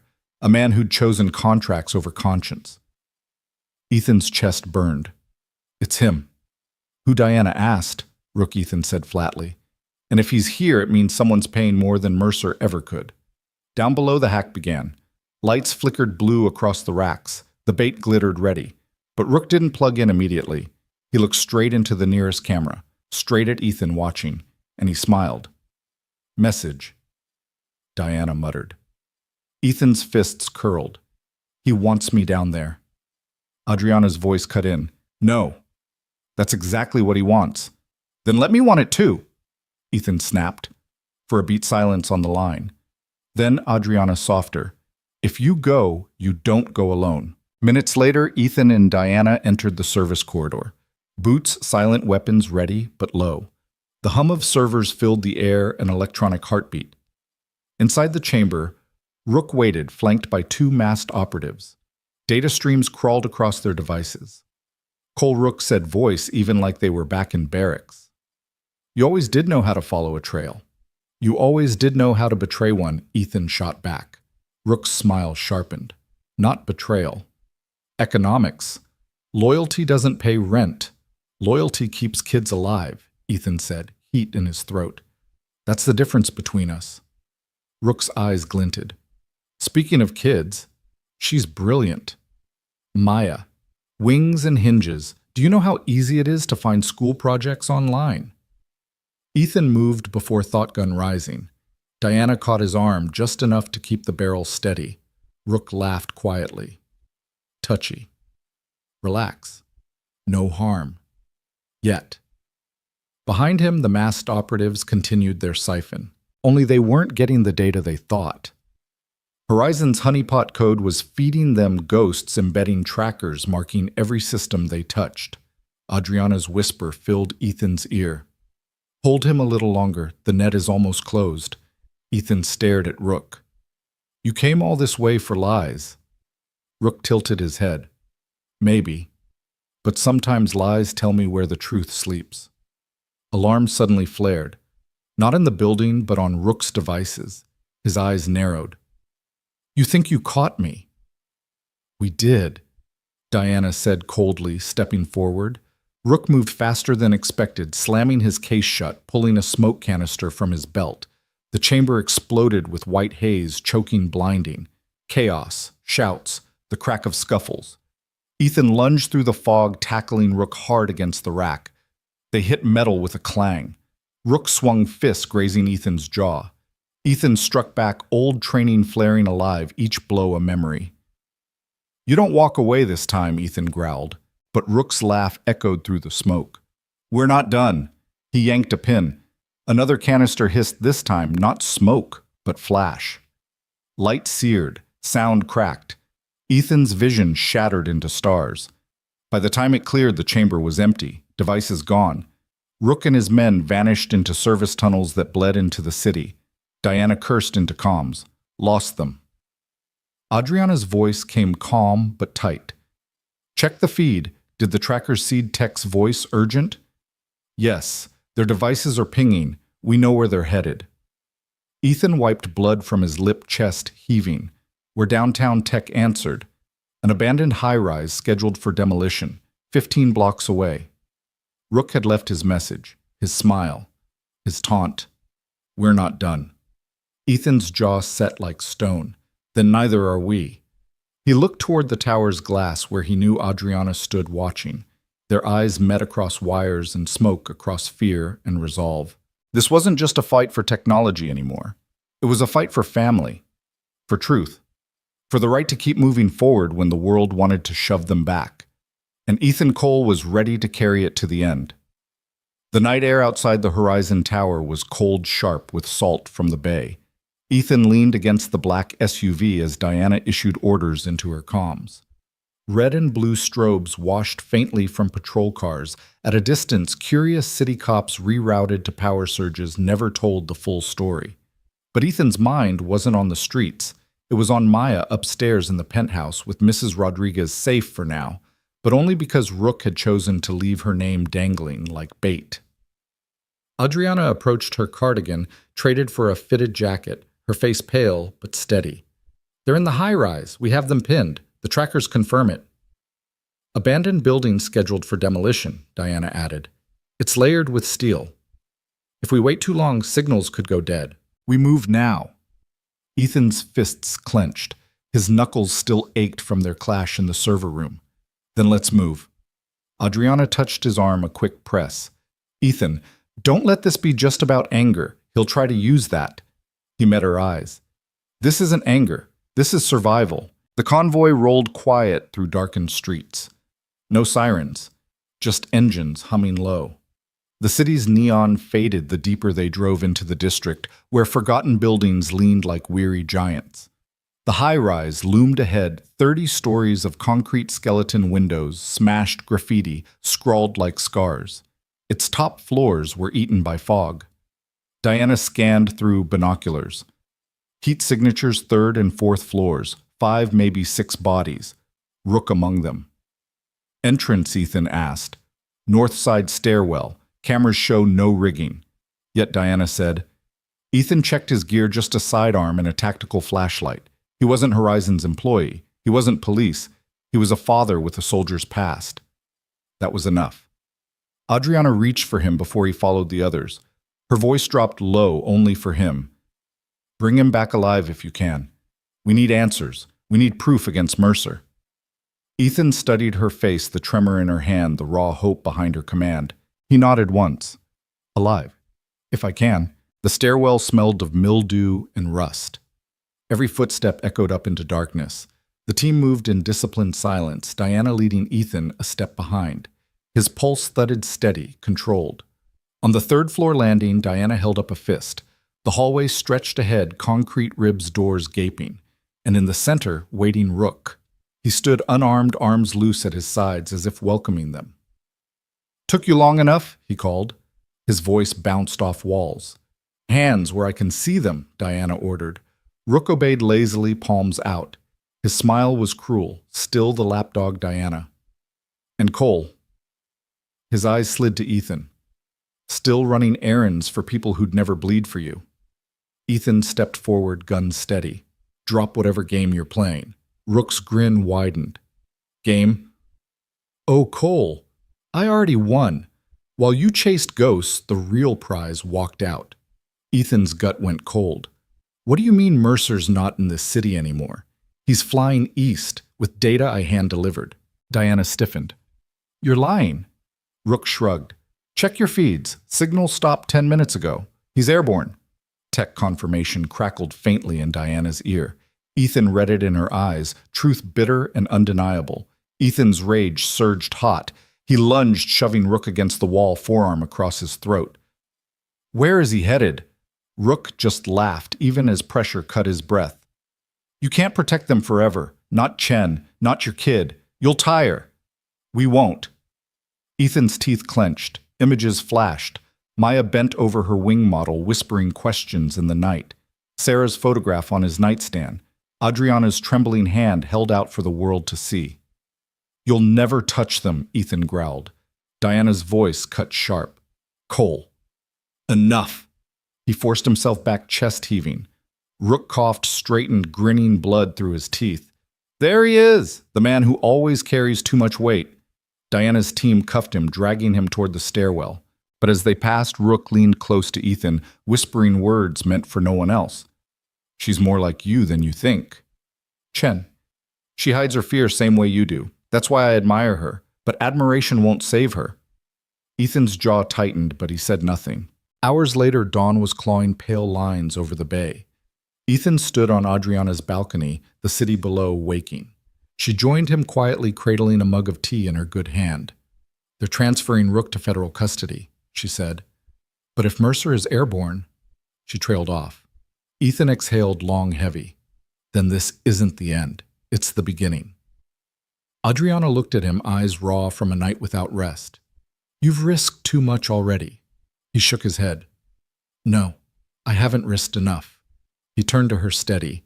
If Mercer thinks he can use fear, if he thinks he can dangle threats against Maya, against you, then I'm not backing down. I'll follow this wherever it goes. The city light caught on her features, softening steel into something almost vulnerable. And if that means losing everything you have left, Ethan's voice was rough but sure. Then I'll rebuild, but not if I stay silent. Adriana studied him long, silent. Then she set her mug down and placed her trembling hand over his. Then we fight together. Behind them, Maya stirred awake, rubbing her eyes, stepping onto the balcony with her science notebook still clutched like armor. She looked from her father to Adriana, then out at the city. What happens now? She asked. Ethan Bent kissed her hair. Now, we get ready for the next storm. The sun rose painting gold over glass, but the shadow of Mercer's plane stretched long across the horizon, proof that the storm was already on its way. Morning arrived the way truth does slow, at first then everywhere. A pale wash over the bay. A light that didn't ask permission. Horizon Tower hummed like a living thing. Keycards chirped. Elevators breathed. Doors side closed and sealed their secrets. On the 28th floor, the war room glowed with screens, arcs of code maps of the city, a blinking trail that leapt across a continent like a skipped heartbeat. The trackers seated during the breach, Priya said, hair in a messy knot, fingers flying. They're chirping from a cluster in Midtown, leased shell office, third subfloor. Ping rebroadcast through 2 satellite uplinks, then into a private cloud stamped under Mercer Holdings. Diana didn't look away from the feed. We already sent this to Federal. Marshals are staging. New York cybercrime is drooling. Adriana stood at the table's edge, not touching anything, owning everything. Her right hand trembled. She set her left over it. The tremor kept going because that's what bodies do. She let it. Ethan watched the pulsing dots, a red vein threading glass and sky. He's there. He thinks he won. He thinks the data is clean, Priya murmured. But our honeypot baked receipts into every packet. When he compiles, he'll sign his own name. Show me, Ethan said. On the center screen, a flow diagram blossomed arrows, callouts the architecture of a theft that looked like a nervous system. At its heart, a tiny watermark, nothing you'd notice unless you were looking. A line of numbers that when decrypted spelled a time, a place, an IP, a chain of custody poem. Beautiful. Ethan breathed, surprised by the word in his mouth. Ugly and beautiful. Adriana's gaze slid to him, then back to the maps. Let's make it useful. 2,000 miles away, rain struck a Manhattan sidewalk like typewriter keys. Federal jackets split the lobby of a bland tower. Elevators froze on command. Badge readers blinked, betrayed by a warrant. Doors opened into rooms where men who thought they were smarter than the law remembered what hands feel like when they're guided behind your back. A subfloor server room tried to pretend it wasn't a heart. Fans whirred. Lights blinked in tiny breaths. A console halfway through a compile coughed up a name it wasn't supposed to speak in daylight. V. Mercer. In San Francisco, the room listened in on a secured feed. Priya grinned. Got him. Diana didn't grin. Hold him. Phones across 3 time zones began to ring in unison. Boardrooms, law offices, airports, the sound of a man's life becoming paperwork. But Mercer, in a sleek glass office with a view of a wet city that had never loved anyone for long, smiled into a camera and said he'd see them in court. That innovation required competition. That Adriana Vega had always been fragile. That Horizon's house was glass and the stones were on sale. He didn't mention the hospital bracelets he'd collect like trophies. He didn't mention the plane crash. He didn't mention the part where he'd risked the mind of a child. He never would. Men like him call those things market pressure. Ethan stared at the screen, jaw tight. He'll wriggle. Maybe Adriana said, but he won't wriggle free of all of it. Theo Pale, wrung out brave, sat on a rolling chair clutching a paper cup. He raised a shaking hand. He paid a Horizon insider, he said. There were memos. Not obvious. Vague language like facilitate staging and accelerate disclosure schedule. But there were names. I think... He swallowed. I think one of your board. The room shifted. Air changed shape. Diana slid a folder across the table. We pulled 6 months of outgoing comms from your directors triangulated with Theo's dumps. One account stands out. Not Martin. He's annoying, not suicidal. It's... She flipped the page. Alma Cross. A hush. Alma polished precise the board's fiscal hawk with a smile like a blade you didn't see until the light caught it. Alma, who'd argued for practical partnerships, who'd said the right words while cutting the wrong wires. Adriana closed her eyes for 1 second. In that second, you could hear a door closing in her head. Then she opened them. Don't call her, she said. Call the U.S. attorney. At noon, Adriana faced cameras. Not lights and velvet ropes, not a rotunda and champagne, A press room with scuffed baseboards and foam coffee. The place where truth wears flats. Ethan stood off to the side. Maya sat between Mrs. Rodriguez and Priya, a pencil tucked behind one ear, taking notes fiercely, like she could rewrite reality if she threw enough lead at it. Adriana spoke. She didn't perform. She didn't rise and swell. She used plain words like tools. Horizon was attacked, she said. By a rival. By contractors.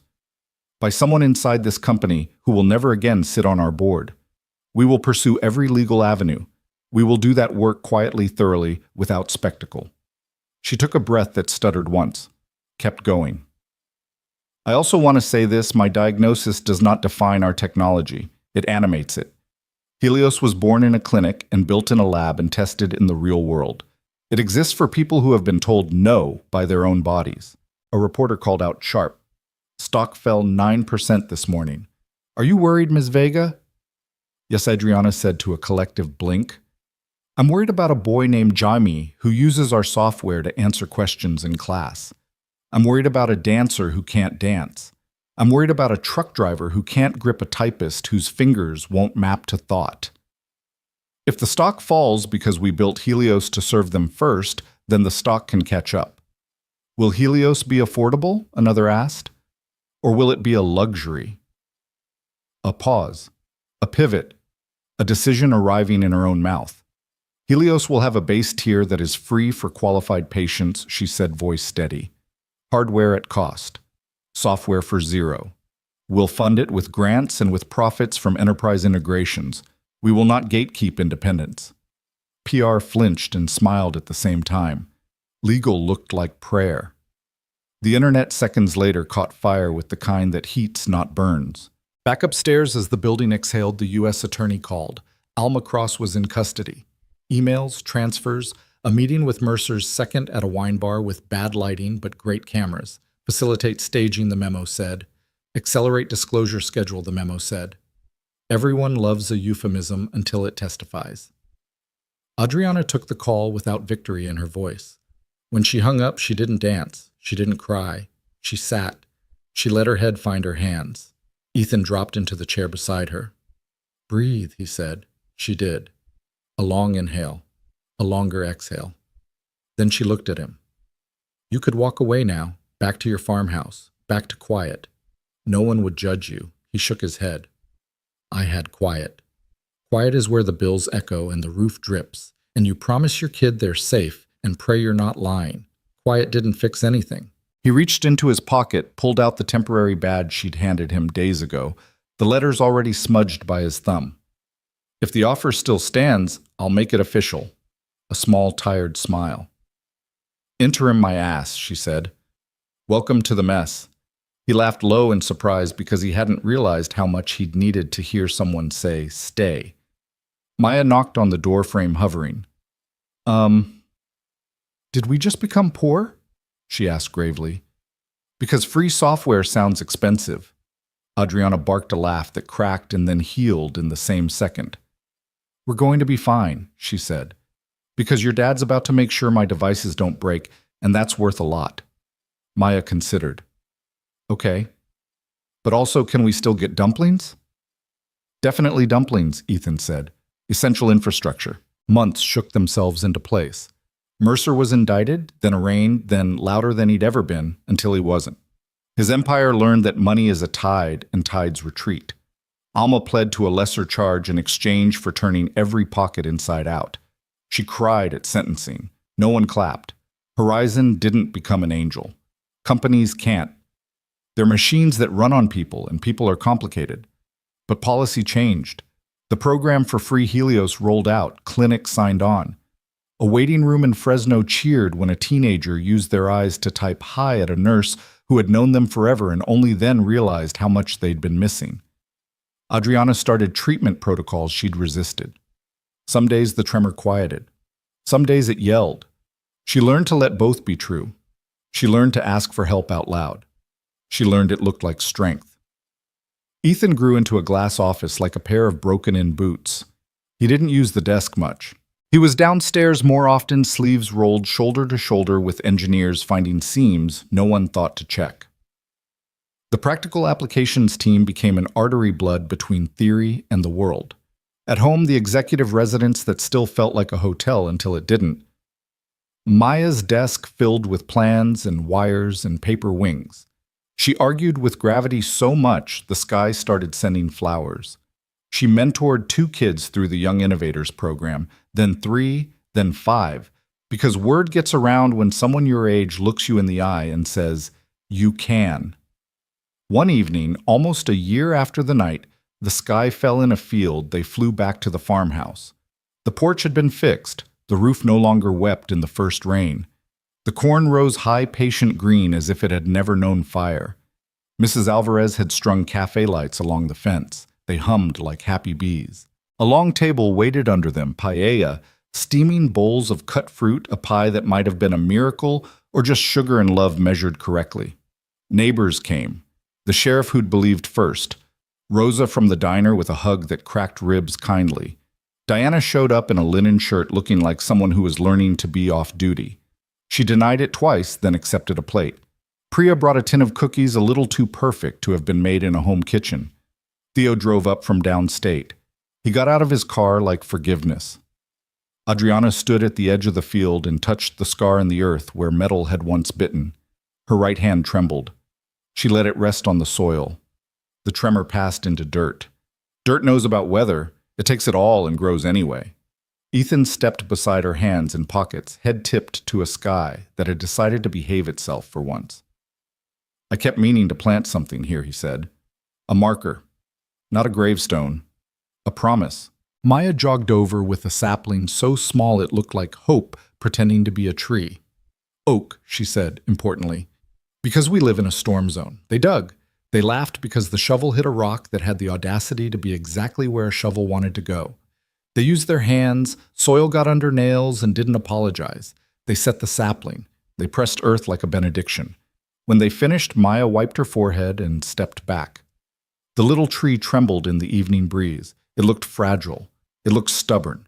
It looked like something that fully intended to outlive all of them. Mrs. Alvarez clapped once.